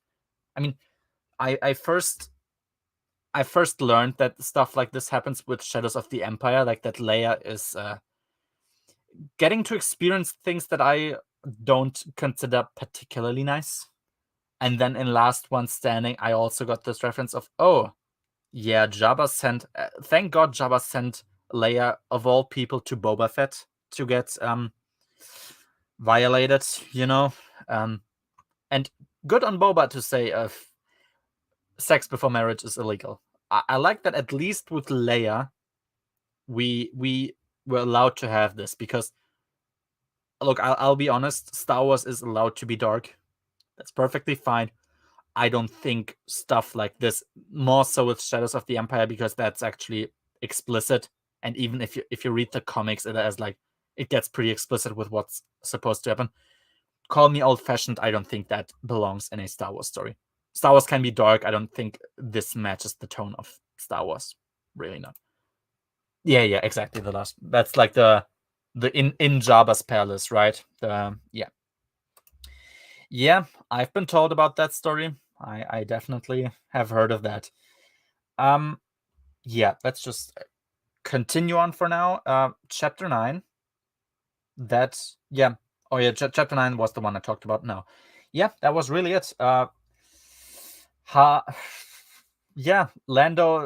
kind of gaslit me to believing the Lando storyline would be cool. And sure, Noah likes Lando, so I guess he's more tolerant towards his shenanigans as long as he gets to read him at all. I still consider it almost started reverting Lando back to me. If you don't remember, I think I might have mentioned it on the stream as well, that Lando is an honorable mention to me for least favorite character in top 5, because yeah, man, when Lando sucked, he really sucked, and he made my life miserable. So, and he moved away from that after I read Lando Adventures and Black Fleet Crisis. That one was like, oh, okay, you're trying it again, aren't you? But yeah. Chapter 10, we get set up for something, which is we have a random star. We later on learn that this is not a star that's supposed to ever suffer from a supernova, like from the way that the star is built. And it explodes. It just explodes randomly. And we have another Imperial probe droid. So, of course, making that connection to the beginning, whoever spied on Han and Chewie also observed the destruction of the star. And that's just it. That's just it. That's all we have for now. And yeah, so that's just setup. Han, we have Han having a nightmare about his family, which is pretty great. So he was just afraid that he might lose them, and he has a pretty explicit nightmare about that. And he also says that, the past separations from my children that I've suffered, I mean, if we look at Dark Apprentice, some of them were voluntary. Sorry, Han, you just gotta accept that for now. But yeah, it's good that Han does think about, oh yeah, the past separations I've suffered with my family, they don't make me want to leave them behind again. So it's good. But yeah, he still wonders, like, why the hell he even took all of them with him, because that nightmare, of course, was like it was like a bad omen to him, like, oh, stuff is gonna happen, isn't it? And yeah, like, you should take your children with you, and it is explained in the beginning, like, you can't just get used to life on Coruscant. Coruscant is a very, very special place in the galaxy, and it's not representative of even a little minority of planets in the galaxy. You should be used to other things, but immediately to Corellia, like, Corellia is on the brink of collapse. Maybe another time. Like, that just shouldn't happen. Yeah. Exactly. Yeah, we get another mention that Corellians probably infiltrated the intelligence of the New Republic. It's just a running gag to me, as I said. It's pretty hilarious to me at this point. Yeah, and we even get a bit more, and I think that might be the strongest aspect of the book, is the world building for Corellia and all of its inhabitants. So we get a bit of explanation about how Corellians' history with pirates have influenced them in their behavior today. So they usually, let's say, if somebody is supposed to come to Corellia at a very specific time, if they come too late, the Corellians will be suspicious. They will assume something foul is going on, something suspicious is going on, and they will just shoot you down. And Han is worried about that, and he doesn't want to be late because of that. It's like, oh, okay, yeah, makes sense. It's been a pirate and crime infested place for a long time, and the Corellians have drawn their conclusions from that. They've learned from tactics, I assume, that pirates use to make their life hell, and that makes sense. It's a perfectly valid and natural conclusion of their history. And yeah, and then we have an interesting episode that was kind of difficult for me to understand in the beginning, and I think I've gotten a grasp of it. So the Falcon comes out of hyperspace, and they immediately get attacked. So they have like a few starfighters that attack them, and apparently, according to Han, it's supposed to be. I mean, first of all, it's supposed to be pirates. That's the first instinct that they have. Okay, pirates are here, because then also Corellian troops intervene and destroy them. But then Han assumes that no, actually, what they are badly programmed like droids or robots, because what they do is they fly very easy maneuvers, and I guess he spoke about like, oh, they were programmed to follow a very specific route, and then at some point shoot at them, because he says like there were multiple points at which they could have shot the Falcon and they would have been destroyed probably, but they didn't. So Han thinks about like, wait, why is that happening? And even when they shoot at them, it's very obvious that they are not aiming to actually destroy them. They are intentionally having bad aim.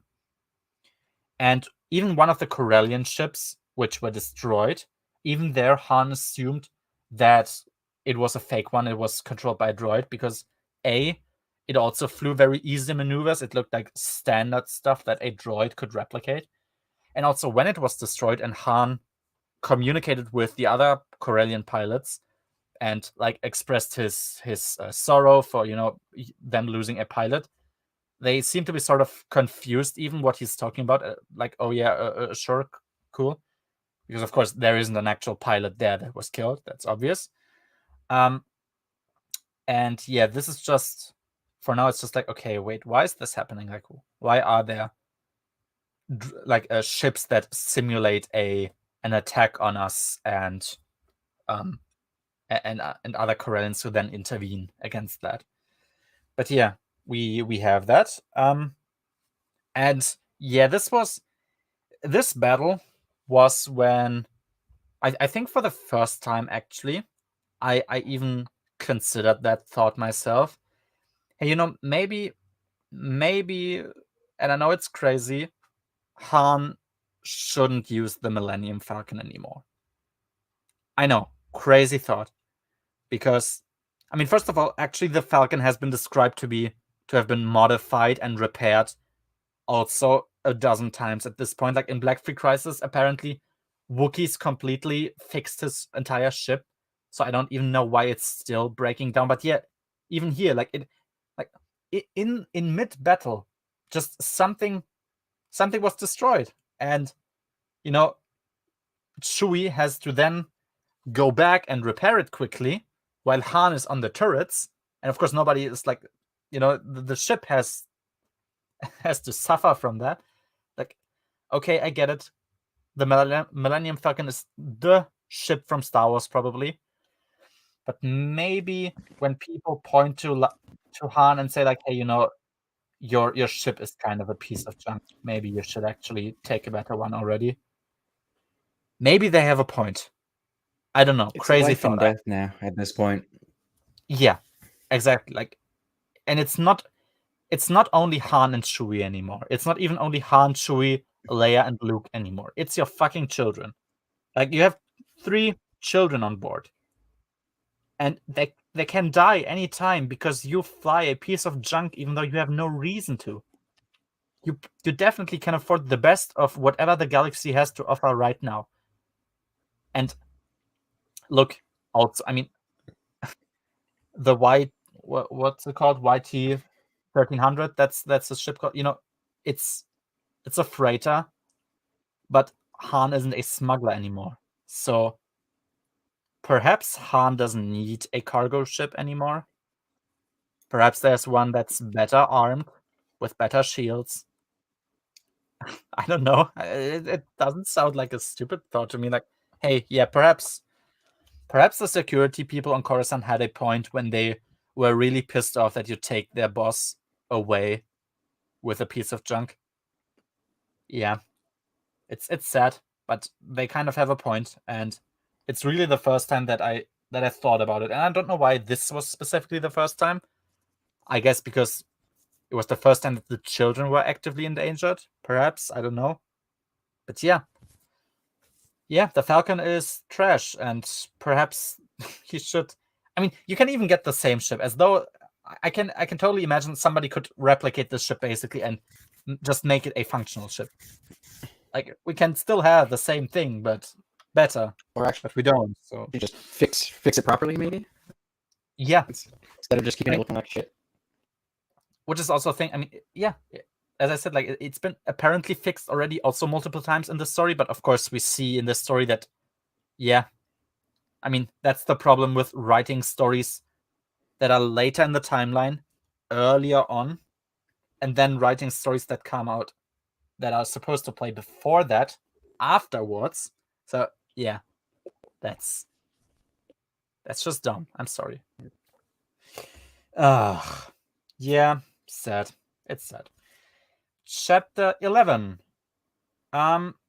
Yeah, so surprise, we have another character finally come up again. I'm sure all of you have forgotten about that character because, yep, she hasn't been the most important one particularly. It's Mara Jade, my dearest. And what she does is she picks up a random, like a cube with a message in it that she can't yet quite read. It just says, bring that to either Luke or Leia. And yeah, and she wonders, like, why would anyone try to do anything here? And she thinks about, oh yeah, somebody might abuse my, quote, pro-imperial sympathies. I'm sorry, what? Like, when's the Thrawn trilogy again? Is that like 9 after the Battle of Yavin? I think so, 9. Yes, it is. It's almost been 10 years. No, sorry. Like, at the end of the last command, whatever imperial sympathies Mara Jade had, that was lost there. Fuck off with that revisionist bullshit. She doesn't have pro-imperial sympathies. Perhaps it was just supposed to signalize that people might believe she has those, but even then, she hasn't been active for so long, and she has given no sign that she even would want to. She's been a smuggler this whole time. Yeah, smuggler, now she's a trader. She seems to have like an upstanding, honest business going on, which, is quite a useless thing to do for a character like her, but fine. It's at least an honest and normal thing. I don't know what that's supposed to mean. It's revisionism, I would call it. Just, I have nothing else to say to that. It sounds like Arthur's just trying to be like the films, even though it's only Empire that the Falcon has. Yes. It's like, haha, it's funny because it's funny when Han lets his children almost die because they get stranded in the middle of space. Yeah, it's hilarious. Because I've seen those movies, and Han can be a bit of an idiot sometimes. Haha, that's so funny. A 6-year-old and 2 8-year-olds almost were killed. Haha. Yeah, I'm not impressed with those aspects, and it really, I don't know if I don't remember it, that might be the case, but I don't have the feeling as though such very obvious flaws with the Falcon were even a thing in other stories anymore. I think generally the Falcons seem to work just fine. So this is just new now. It's like, oh yeah, remember the movie where the Falcon was kind of broken down? Yeah. I don't think it's revisionism, more the writer not understanding the character, which happens a lot in the EU. That's fair. Yeah, I'm a bit more kind of one of the reasons why I named this show this way. I'm kind of a bit more jaded on EU authors and stories at this point, where I almost believe that it can come from a place of maliciousness. But yeah, you're probably correct. They probably just don't know what to do, and they also forget that probably they could call the creator at any time, really, and just ask, like, hey, is this supposed to be how it's done? I'm sure he would have been happy making sure that the characters was written how she was supposed to be at any point. Perhaps I'm wrong, but that's just what I imagine. Oh well, but there you go. Mara Jade, she's pro-imperial, I guess. Yeah, so as I said, she has a trading company now. She has a ship. I think it's called, was it Jade Fire? I think it's Jade Fire now, right? Yeah, exactly. She has her own crew. It's like, yeah, I guess that's kind of cool. Like they all have a lot of respect for her. She's she's not full on imperial side, but she's strict. She's very strict, and that seems perfectly in character. But yeah, as I said, like she's a traitor for like herself. It's such a pointless thing for her to do. I don't know. I'm not a fan. But she didn't be in this book at all for the first.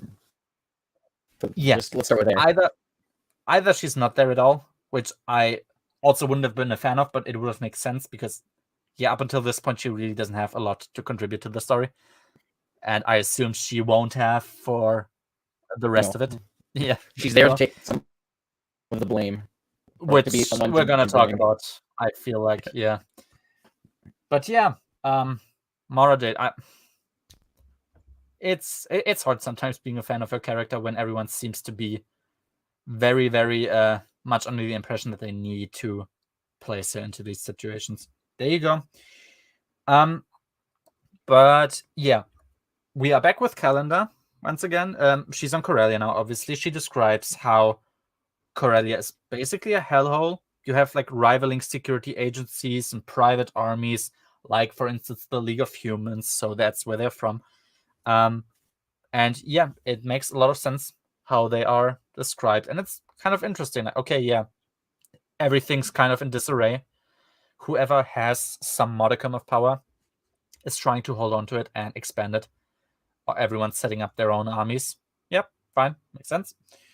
And I was like, perhaps Leia, crazy thought, perhaps Leia should have gone to this planet with a fleet and an army. Which, yeah, I mean, we'll get that there is no battle fleet ready, which that's another can of worms. But at least somebody, like there is somebody who can accompany your boss to a shithole that's about to collapse, basically. Oh well. Yeah. And yeah, even when she's on the planet, she's basically just driven around by a car. Like at any point, somebody could just blow it up. So yeah, it's like, yeah, at chapter 11, yeah, kind of nothing happens really. Like, yeah, the Falcon arrives on Corellia. That's it. Chapter 12. Yeah, Lando meets a second woman. She has already been married since she put out the advertisement. That's there you go. That's kind of funny, I guess. And Lando, his next destination is Zakoria, a planet in ding ding ding the Corellian sector, and he'll go there to meet Tendra, the next candidate on his list. And Luke, believe it or not, Luke has a very crazy idea in this book. Luke has a lot of them, but this might be one of the craziest ones. Hey, before you fly to the planet, maybe just call. Like, just call, like, hey, I'm on my way. Is it still fine? We cool? Are you a life witch?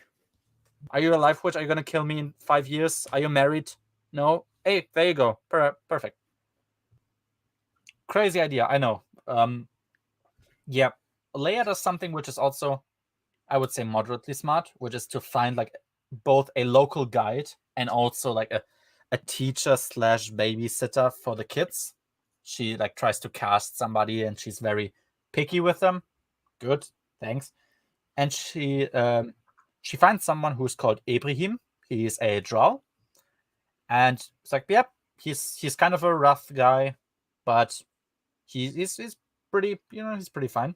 He is very direct, he speaks about how the children, specifically the solo children, they need to also learn how to be a bit more self-sufficient and also not rely on the Force too much. So Luke mentioned they shouldn't be so reliant on the droids. Now him saying they shouldn't be so reliant on the Force only. So, yeah, makes perfect sense. And apparently he has had like a lot of experience babysitting like very important children, like of high society people already. It's like, yeah, okay, makes sense. Exactly. And it's like, okay, it's probably also good that Leia is not abusing her position anymore to make a secret agent her babysitter. That might be a good idea. It's good. I mean, then again, we don't get what Winter is doing otherwise. That might have been kind of cool. But, oh well. There you go. I guess Winter could have been Calendar here, but whatever. That's it.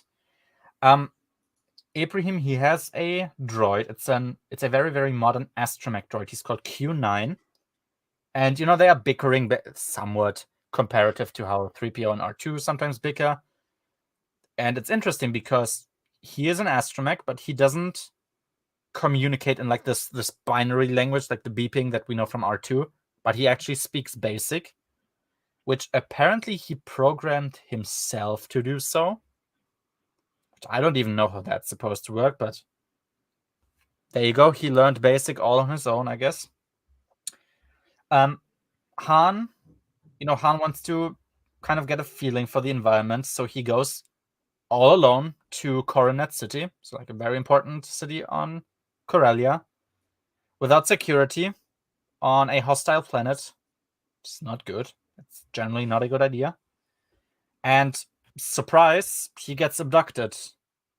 Who could have thought? He gets specifically abducted by the League of Humans. Yeah. Remember when Han gets abducted? I haven't seen this plot in forever, since the Black Fleet crisis. So there you go. Oh no, actually since the New Rebellion, I guess. He was kind of taken hostage, at least there as well. So there you go. Yeah. And yeah, Q9 and Anakin, they have a little argument because they mention, of course, that they have an astromech R2. Q9 kind of points out how R2 units are kind of old and out of date, and Anakin like gets really mad about it. It's like, okay, yeah, that's what I would expect from a 6-year-old, like he being pouty and going away. It's like, oh, okay, that's kind of cute. Oh yeah, and of course Han was supposed to come back, and he doesn't. So now Leia, of course, is left wondering, well, what's happened to Han? She makes two considerations. Maybe he's cheating with his smuggler buddies. Yes. Her second consideration only is probably something happened because this is a fucking entire sector on the brink of war. So of course something might have happened to the husband of chief of state of the fucking government that the people are rebelling against. Yes, that might happen. Imagine the English king walked alone through America right before the War of Independence. Like, yeah, okay, something might happen to him. Who knows? It's kind of hostile environment. Seems as though these people don't want to be part of you anymore. That's been pretty apparent for a long time now. I don't know. But yeah, but that was only her second instinct. What was her first instinct? Well, her first instinct was, as you mentioned, Pico, that Han might have found some old friends and started partying. Why? Why does she need to always think that? Is it the third time now already? It's at least the second time that we definitively know of in JAT. But I feel like it's happened another time as well. I don't know. Maybe that's just me. But yeah, there you go. Han has probably found old Corellian friends that he never ever wants to visit again, because why would he? But yeah, he's probably like partying and I don't know, doing hookers and blow. No clue, whatever. But yeah, Han very luckily doesn't get killed. That would have been kind of awkward, I guess. So he gets brought back to the place that Leia is staying at and the children, and he's just like gets thrown out in front of the house, which is obviously supposed to be like a threat. Okay, we can do stuff to you. Don't act up, or like be prepared. Something's gonna happen. So yeah, there you go. Lucky Han, he wasn't killed, I guess. Chapter 13. We have protesters now in front of the, it's called Corona House, I guess, which in retrospect is kind of funny, I suppose. It's the home of, as I mentioned, the powerless sector governor. He's called Mikembelecto.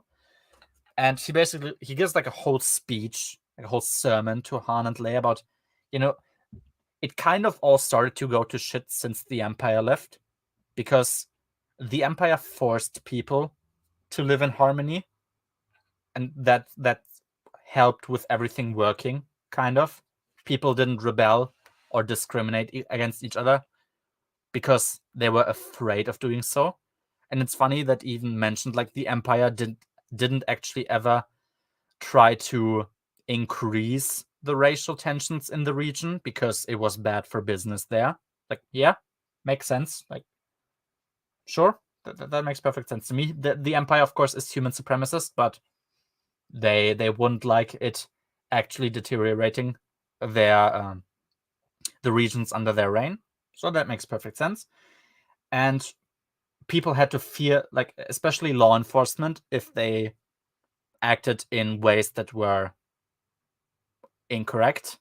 They had to actually fear repercussions, specifically from stormtroopers, like from the direct Imperial forces. And now, since the Empire has been yeeted off the planet, nobody has to fear repercussions anymore. And now basically law enforcement is just doing whatever it wants. And everything has kind of just gone to shit, and racial tensions have started to increase because things have started to go to shit and people are trying to find somebody who's responsible.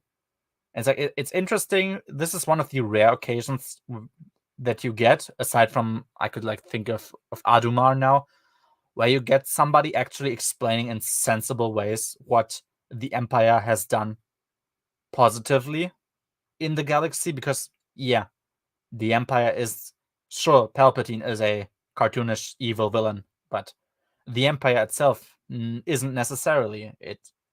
It's mostly also just a government that does government things and just functions. And it's interesting, yeah, the New Republic, it isn't as ruthless as the Empire, but that means that they also had to lose a lot of stability in the region, which was there under the Empire. So yeah, makes perfect sense. But the problem is, though, even though the Imperials have sort of lost the power over the planet directly, like politically, they are still in charge of the economy, basically. And Mikembelecto basically describes it as the body of the Empire is still functional, even though the head has been severed. Like, yeah, I guess so. It's a zombie at this point, but the Imperials, they have not been chased away. They are there. Like, whoever once was an Imperial is now somewhere serving under the New Republic, which of course is a problem, actually, especially if they haven't changed sides. Oh, that's a very good question. Have they? I would argue they are pretty competent in all of the X-Wing books. They generally do intelligent stuff there. The Thrawn trilogy, they're probably kind of functional there. I don't remember too much, but I don't remember them being dysfunctional specifically. Otherwise, Dark Empire, they're there. Yeah, I guess They build E-wings. That's pretty neat. That's cool. That's kind of useful. I guess whatever problems we have with Dark Empire are not really tied to the New Republic as a faction, rather just the people in it occasionally. Other than that, I really don't know. Like, I'd have to think about it. In New Rebellion, they were probably the worst part of the book. Black Fleet Crisis, they were kind of stupid. No, actually pretty stupid. JAT, they were stupid. Callista trilogy, they weren't really present. So there was the occasional stupid moment. How like the New Republic forbid Leia from using the Nogri as personal guards because they are the guards of the Emperor, which isn't even correct in the first place, but there you go. I guess someone hasn't read the Throne trilogy. Yeah. And then otherwise, courtship. They want to both sell out Leia into sexual slavery and also kill Han. I get it, the sexual slavery thing, that's kind of me memeing, but also not really. But I get why people would criticize that. The killing Han part on purpose, that actually is in the book. He has been explicitly sent to a suicide mission to die. So, the New Republic is kind of a shitty organization, and it's been more and more difficult to defend them because I kind of sometimes wish they wouldn't win, to be honest with you. Really? Yeah, but they're destroyed, so it's great. I guess that makes... how... Just tell me, like, I know that in some point in NGO, spoiler obviously, in someone in NGO, that the factions change. Like, which book is it? It's Star by Star. Okay. So at least it's not the entire series. Not even the majority, I guess. But yeah, no, the New Republic is really not that smart. Really not, actually. And they kind of deserve everything that's coming for them. It's not something I want to say, all memes aside, but yeah, they kind of have it coming for them. It's how it is. So, yeah, that's it. Oh yeah, there is this little scene. I'm not sure if I understood that one correctly, but Leia basically contemplates, okay, things have kind of gone out of control here in Corellia, which means we probably at some point have to like move ground troops here because, and like a fleet, we have to invade this place because we can't just let it fall apart. We have like, it's part of the New Republic, however fractured and however fragile that connection might be, it is a New Republic plant, and probably we should help them. And Han was kind of saying something like, we fought the Imperials to stop this, like to stop being so harsh towards planets and trying to enforce central rule on sovereign planets. And it's like, sure, to an extent, but you are basically at the brink of a revolution. Yeah, at some point you like need to defend some things. Like, you can't just surrender and say nothing.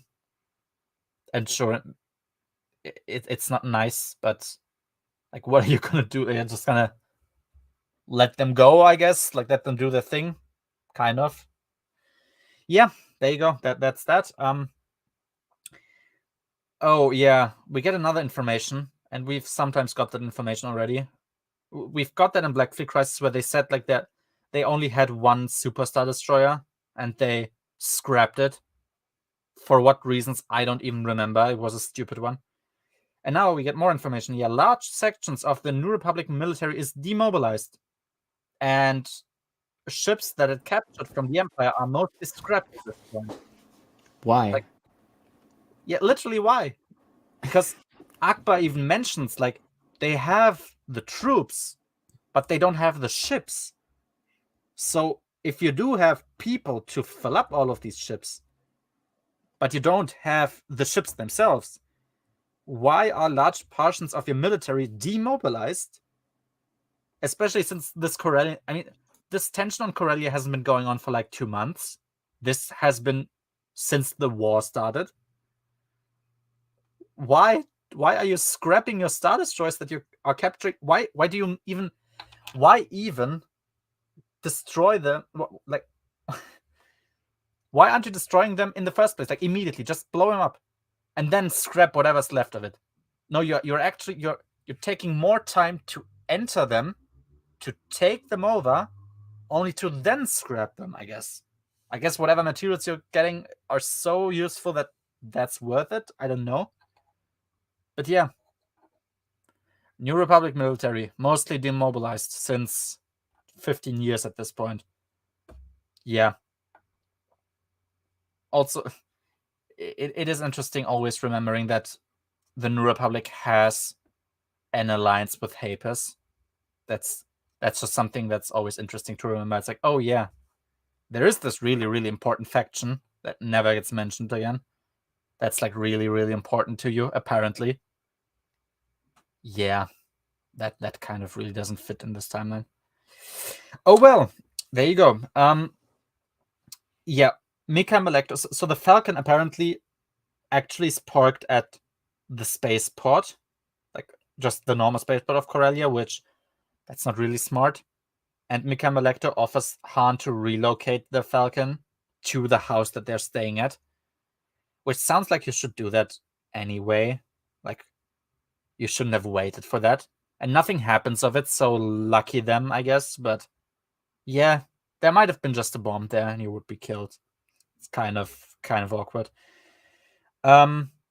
Oh yeah, and apparently Q9, he added even more modifications to himself, which enabled him to find Calendar, who's been spying on them the entire time.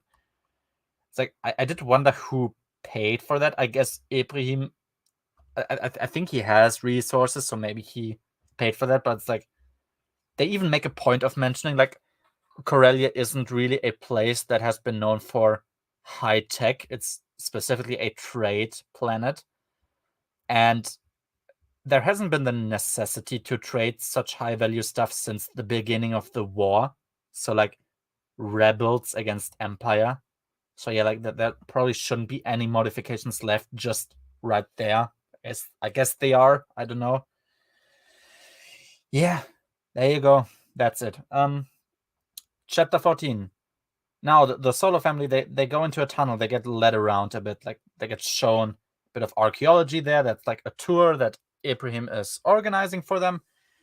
And yeah, apparently specifically the League of Humans are doing archaeological expeditions there. Which, of course, is kind of awkward for them.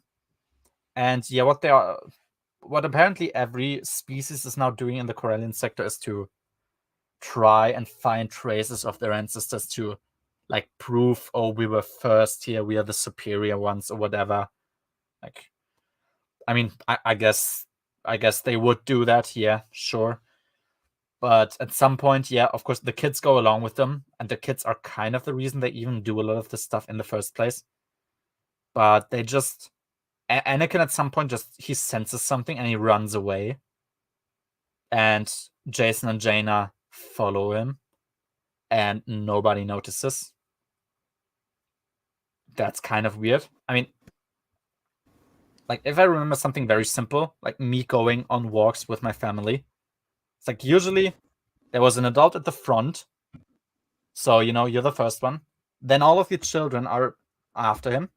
And then there's an adult right at the back. So it's like, there's never a risk of losing anyone. Or maybe everyone is at the back. So you always have some slack. They only just started caring about their kids. So, baby steps. Yeah, okay. That's fair. I mean, after 8 years, you kind of warm up to the idea of trying to keep your kids safe. Sure. Hey, everyone learns. I have no kids. What would I know about that? Fair enough. But yeah, that's kind of it. Only Q9 notices. He chooses to not alert anyone, since he's like, okay, this could be a plan of the Organas to do something here, or the hosts might not like that the children are just running away. It's like, yep, okay, makes sense. So he follows them instead. And yeah, what Anakin does is apparently he can see the electricity that's like running through the ground, I think, and he follows it. I don't even know why he would. I mean, okay, that's just an Anakin thing to do, whatever. He just sees electricity and then he follows it. And at some point they open a door that blocks their way. And it's again like it's an Anakin thing where he can just like see things and recognize the patterns that he's like supposed to press buttons in to open up the door. I don't know, man. That's really, like, imagine a grown-up Anakin Skywalker as like your spy, like your top spy or something. You have force abilities. You like can see things that others can't see. You can basically crack any code, override any security system. I wonder what happens to that idea. Yeah, there you go. And what they find is like an artificial cave. It's like a covered in silver, and it's cone shaped. And there even is a structure with, I think it was like 6 cones that form a circle and 1 cone in the middle. So it's the same shape as the cave itself is. They don't know what it is yet, and Q9 comes up to them and says, like, we need to go now, and Leia also finds them again. So they just leave the place because they immediately determine, okay, this is probably what the general, he's called Yara, so like the guy of the League of Humans, that's probably what they are looking for right now. So let's not risk alerting them to this place, and they just go. Like, okay, we don't have anything more about that now. Yeah, and they choose to, as I said, they choose to leave again. They even use the Force to disguise their tracks, like their footprints. Hey, that's smart. There you go, a believable use of the Force. And yeah, and then Leia meets up with them again, and they just carry on. It's like, okay, that's it for now. It was kind of convenient how they found this place. There's nothing more to say. Chapter 15. So what Han wants to do is he wants to sleep alone now for one last night before the trade meeting to, quote, take care of stuff. And yeah, he's like, okay, people don't really care what happens to me because, yeah, who would care about what, quote, happens to a former smuggler? Like, you're a war hero, you're the husband of the chief of state. Maybe people don't care for you as a person, but they should care about the position that you have in the New Republic. Like, I don't know if I buy that. Well, he used to be a smuggler, right? So you can't really trust him. That's true. Because I have seen the movies and I remember Han being a smuggler, and so Han is now always a smuggler. That's just his thing, I guess. I hope I don't get like that's seriously something I'm like, whatever even happens in the story, just the feeling of NJO was a group project that was supposed to have a very, consistent storyline, more or less. I mean, everyone brings their touch to it, but that it's actually supposed to be logical from beginning to end, and characters don't flip-flop around in how they're characterized. I seriously only look forward, I seriously look forward to that. If only that functions in the story, and I don't like the story, then I'm at least happy that there was consistency. Because, yeah, I guess we can say Bantam is known for a lot of things. Consistent characterization and world building isn't quite one of them. That's kind of hit and miss. But there you go. Yeah, what Han actually wants to do, he has found out that, so Q9 has found out that Calendar has been spying on them. And what he does is that he gives Calendar a bunch of supplies, like he gives her cash and a few of Leia's spare clothes and something to eat. And Calendar is even she's really emotional about this. I think she even has like a tear rolling down her cheeks, like, thank you. Because sure, she's been isolated for a long time, or like at least for a few days. She hasn't talked to anyone. She's kind of on the run constantly because she has not a whole lot of equipment with her. So her being that grateful, I was like, yeah, that I perfectly can understand. He gives her cash like for a night at a hotel, so she's refreshed enough to further protect them in the following days. Like, okay, makes sense. And he even gives her a comm to contact her, or for him to be able to contact her, whether that's in case that's needed in the future, which it is. So good on him. Makes okay. You thought ahead a few steps. It's not too common for the Bantam era, so I like it. And otherwise, yeah, there's nothing really to say. Han basically determines at this point, we have war. It's like, it's just not happened yet, but this is war now. And yeah, especially the New Republic has no resources to actually handle anything on Corellia. Okay, yeah. The current situation is what led to this, and you have no ways of countering it now. So there you go. Chapter 16.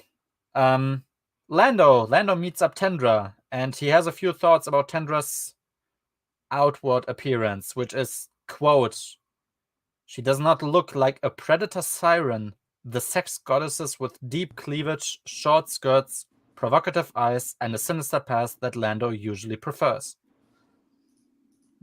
Make of that what you will. Tendra is not a train wreck with She's not a tramp. She's not a tramp. She looks kind of hot. She has her life in order, basically. So that's not really what Lando has historically looked for. Which, I mean, I guess so. There you go. Yeah, Lando is not really the one to go for mentally stable women. He wants that 1,000-yard stare. He wants that keying your car if you break up with them, lighting your shit on fire. Hey, there you go. I'm sure Red's Lando his favorite color, okay? I'm sure Lando can. I'm sure Lando believes he can fix a lot of women, so makes sense. Oh, another important quote, or let's say that is important later down publication-wise, is, quote, "Salonians are commonly known as a good-looking species with their long, smooth bodies." Ah, yes. I guess they are. I mean, our favorite furry boy can confirm, I suppose. Hey, I still, shoot me, still one of the least degenerate romances I've read in these books. It's like, hey, it at least seemed like two characters. That is already a bit much for Star Wars. I mean, we either have this or Luke and a computer, so make a decision. And yeah, Lando is surprised because he actually unironically likes Tendra, which I guess he just wrote that opportunity off completely. And yeah, there's like a secret communication line that smugglers always use, but it's I think it's only traveling at normal light speed, so it's very slow. Or like it's like very slow communication. It can take up to months until messages arrive at their destination. But Lando wants to use that line of communication with her to like try to just make sure she's okay and get to know each other more, because Lando, thinking he was allowed to stay on Corellia, is now immediately yeeted out again by the authorities. And she just, Tendra does briefly explain, like, hey, yeah, there's like I think like a triumvirate of like one Corellian, one Salonian, one Drell, who basically govern on their own now.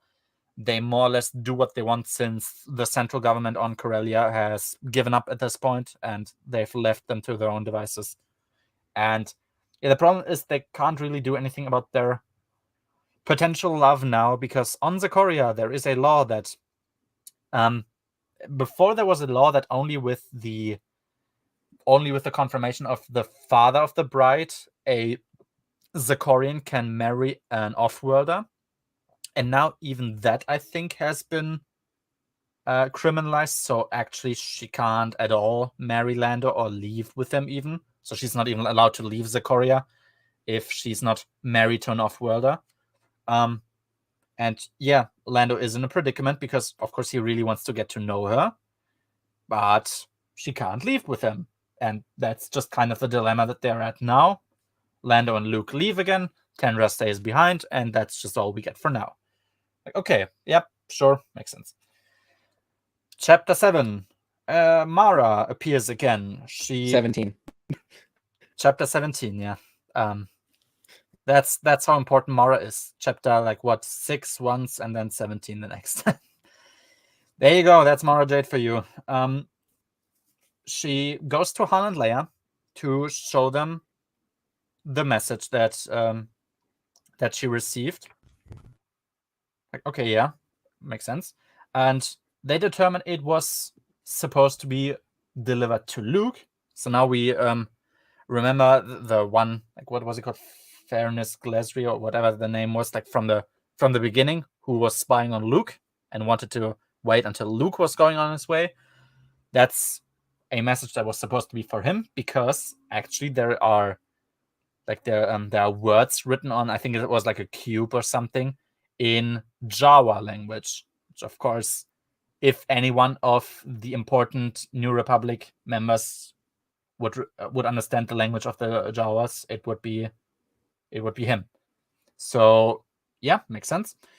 Leia's like, okay, before we listen to this recording, we're gonna copy it, like we are gonna record the recording ourselves, so in case this is like a one-time thing that you're only able to listen to once, we have a backup. Okay, yeah, that's smart, makes sense. Then they listen to the message, and the message includes a little code. I think it's called code Fallen Angel 7 or something like that. And I think we heard that when Mara in the beginning found that message. I'm not sure. I think it was there already.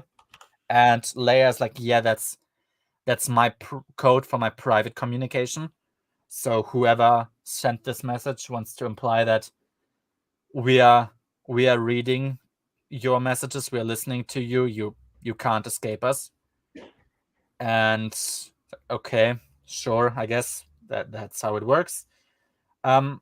So of course they are not supposed to call for help. That's what the message says.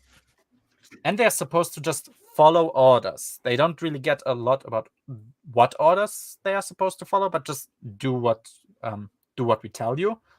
Or otherwise, we'll have repeating explosions, or repeating supernovas, like the one star that exploded in a few chapters earlier. And those stars are going to increase in size until, like, right at the end of the list, Corel, so the main, like the sun of the Corellian system, is going to get destroyed, obviously then killing everyone in close proximity to it.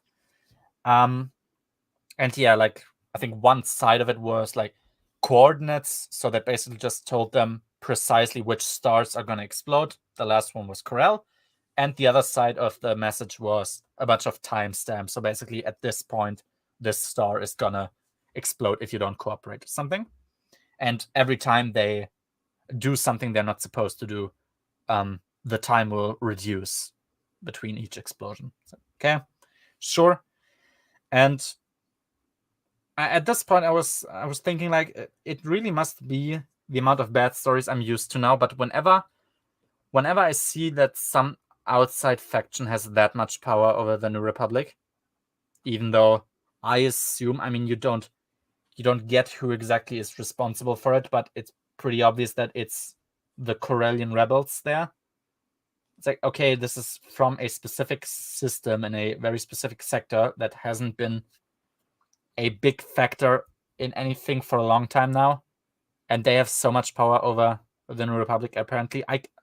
It just always kind of pulls me out of the story. It's like, why does it always have to be so apocalyptic?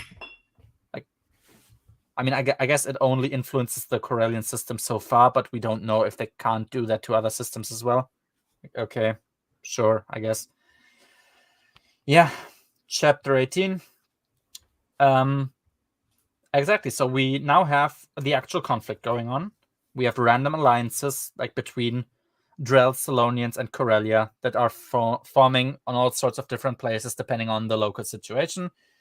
And that whole chaos that ensues now, that's pretty nicely described, I think. And they even mentioned, like, yeah, the majority of people who are living here probably just want to live a normal life and don't want any of this shit. But it's like the rebels, the very, very aggressive people who pull them into this mess. And I can perfectly imagine that being the truth. Because, yeah, it's been so long that I assume most Corellians, Salonians, and Drell have gotten used to each other and love interacting with each other. And, like, you know, they are each other's neighbors, colleagues, whatever. And they don't want any part of this mess. But the New Republic hasn't been present. And now it's collapsed. Now there's actual attacks, bombing runs going on, fires everywhere, mobs are forming. Yeah, there you go. That's just the logical conclusion of that. And of course the kids, they are awake and they are pretty traumatized by what's going on. They're getting like really, really scared. Jaina's even comforting Anakin, and Jason and Han, they are having like a last holo communication with each other, where Han's like, yeah, okay, I'm gonna need to stay here. I need to do some stuff. You're gonna leave with with Chewie and with the people, like with Leia. Like, I think, Chewie, Ibrahim, Q9, and the kids, they are leaving for themselves. They are leaving for Drell. And yeah, exactly. I think is that. Yeah, that's in the next chapter, so I'll leave that for now, where everyone is going. But exactly, he's like, leave with Chewie, stick to him, listen to him. I'm gonna stay here. It's like, goodbye, Dad. I love you, and I love you back. And like, okay, that was a nice scene. That's good. He's not like keeping them with him in the war zone. Exactly, yes. So actual war is going on now, and it's like, yeah, go, just go. No reason to stay here. Like, yeah, perfectly sensible. Chewie will protect you, and not the super spy from the New Republic. Yeah, exactly. Yeah, not a spy. I'm sure she can do other very useful stuff. Chewie's pretty strong, that sort of helps.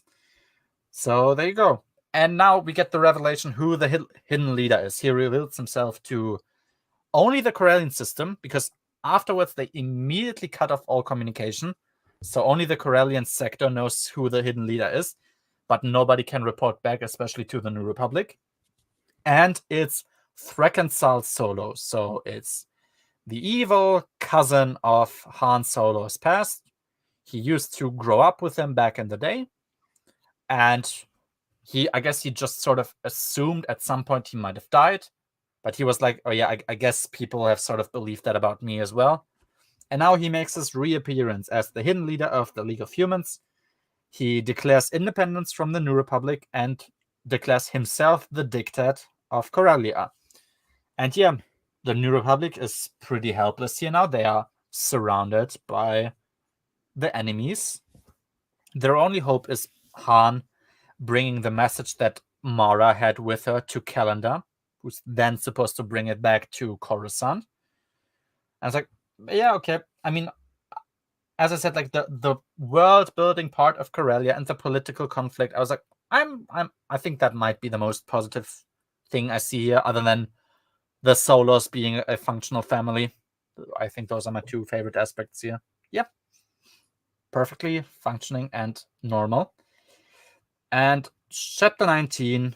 So we get like the situations that everyone is in now. So Han goes to Calendar. He helps her escape. So he helps her get one of the ex-TIE fighter crossover ships. Like I remember them from they're also an X-Wing, like very broken, beaten up ships that have just been put together by various spare parts and obviously are not optimized really usually, because they are the only ones who have hyperdrive capabilities. He manages to shoot his way to the airport, where they have like one of those lying around. They destroy like all of the Corellian ships with like thermal detonators, so they can't immediately chase after her. She manages to fly away, actually, so that's good. And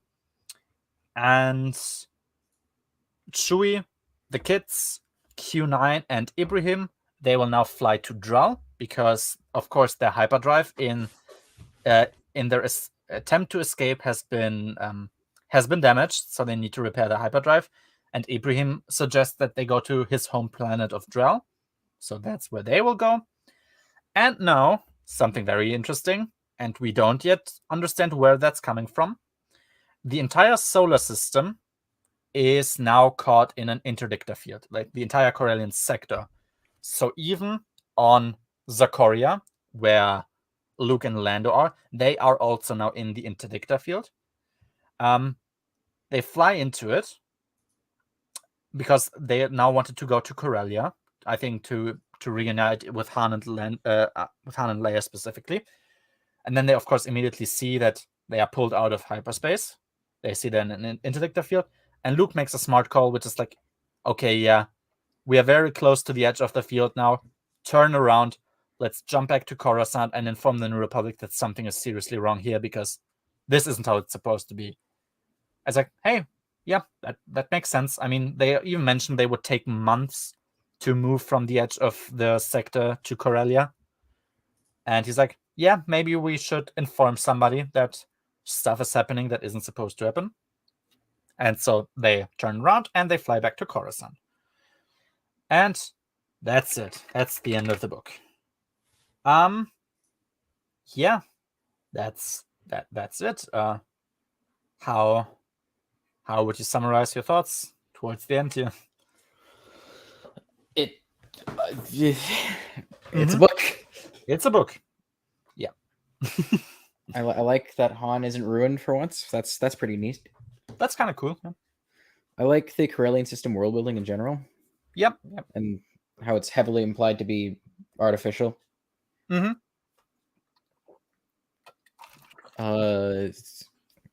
Yeah, that's about it. That's not a whole lot actually happens. Exactly. Yeah. So there isn't a whole lot to say other than what you have told. The Corellian world building is pretty great, actually. I like it a lot. And they really, he takes an effort to like explain how specific events in history had an influence on how Corellia works now. Yeah, the Solo family, how they work together as characters, that's pretty neat. Han is an actual father. Leia, mostly also a completely normal wife and mother. That's great. Luke is actually kind of smart. It's just that he follows Lando in a pretty bad side plot, or like moderately bad side plot. Yeah, that kind of that kind of pulls it down. Otherwise, that's really all there's to say about the book. So, out of 10, what would you finalize your thoughts? Like a 7 or a 7.5. Even that's probably being generous, but whatever. Yeah, I have it in a B tier. Yeah, like a safe B tier probably. Yeah, I also said like 6.5 to 7, somewhere around that. I think 7 could be potentially pretty fair. So, yeah, it's just there's some stuff going on here that's pretty dumb, but mostly it's just not a lot of stuff happening at all. That kind of makes it difficult to go one way or the other. But yeah, the majority of the things here are functional. So, can't complain too much, I guess. Yeah, that I think that's it. There's nothing really left to say. I'm gonna try to be as quick as possible so we can do Assault on Salonia next Sunday. That should probably work out because these books are quick reads, actually. That's pretty nice. And yeah, occasionally I will also start to do like summaries of the cape shit things I've bought, and I will try to read. So gonna see if I can occasionally bring in a Marvel review stream here as well. But yeah, otherwise, if you haven't, go watch the last 2 videos I released. One about whether the EU should be continued, and one which was my God Loves Man Kills review. If you haven't seen that already, otherwise, thanks for staying for so long, and see you next time. Bye-bye.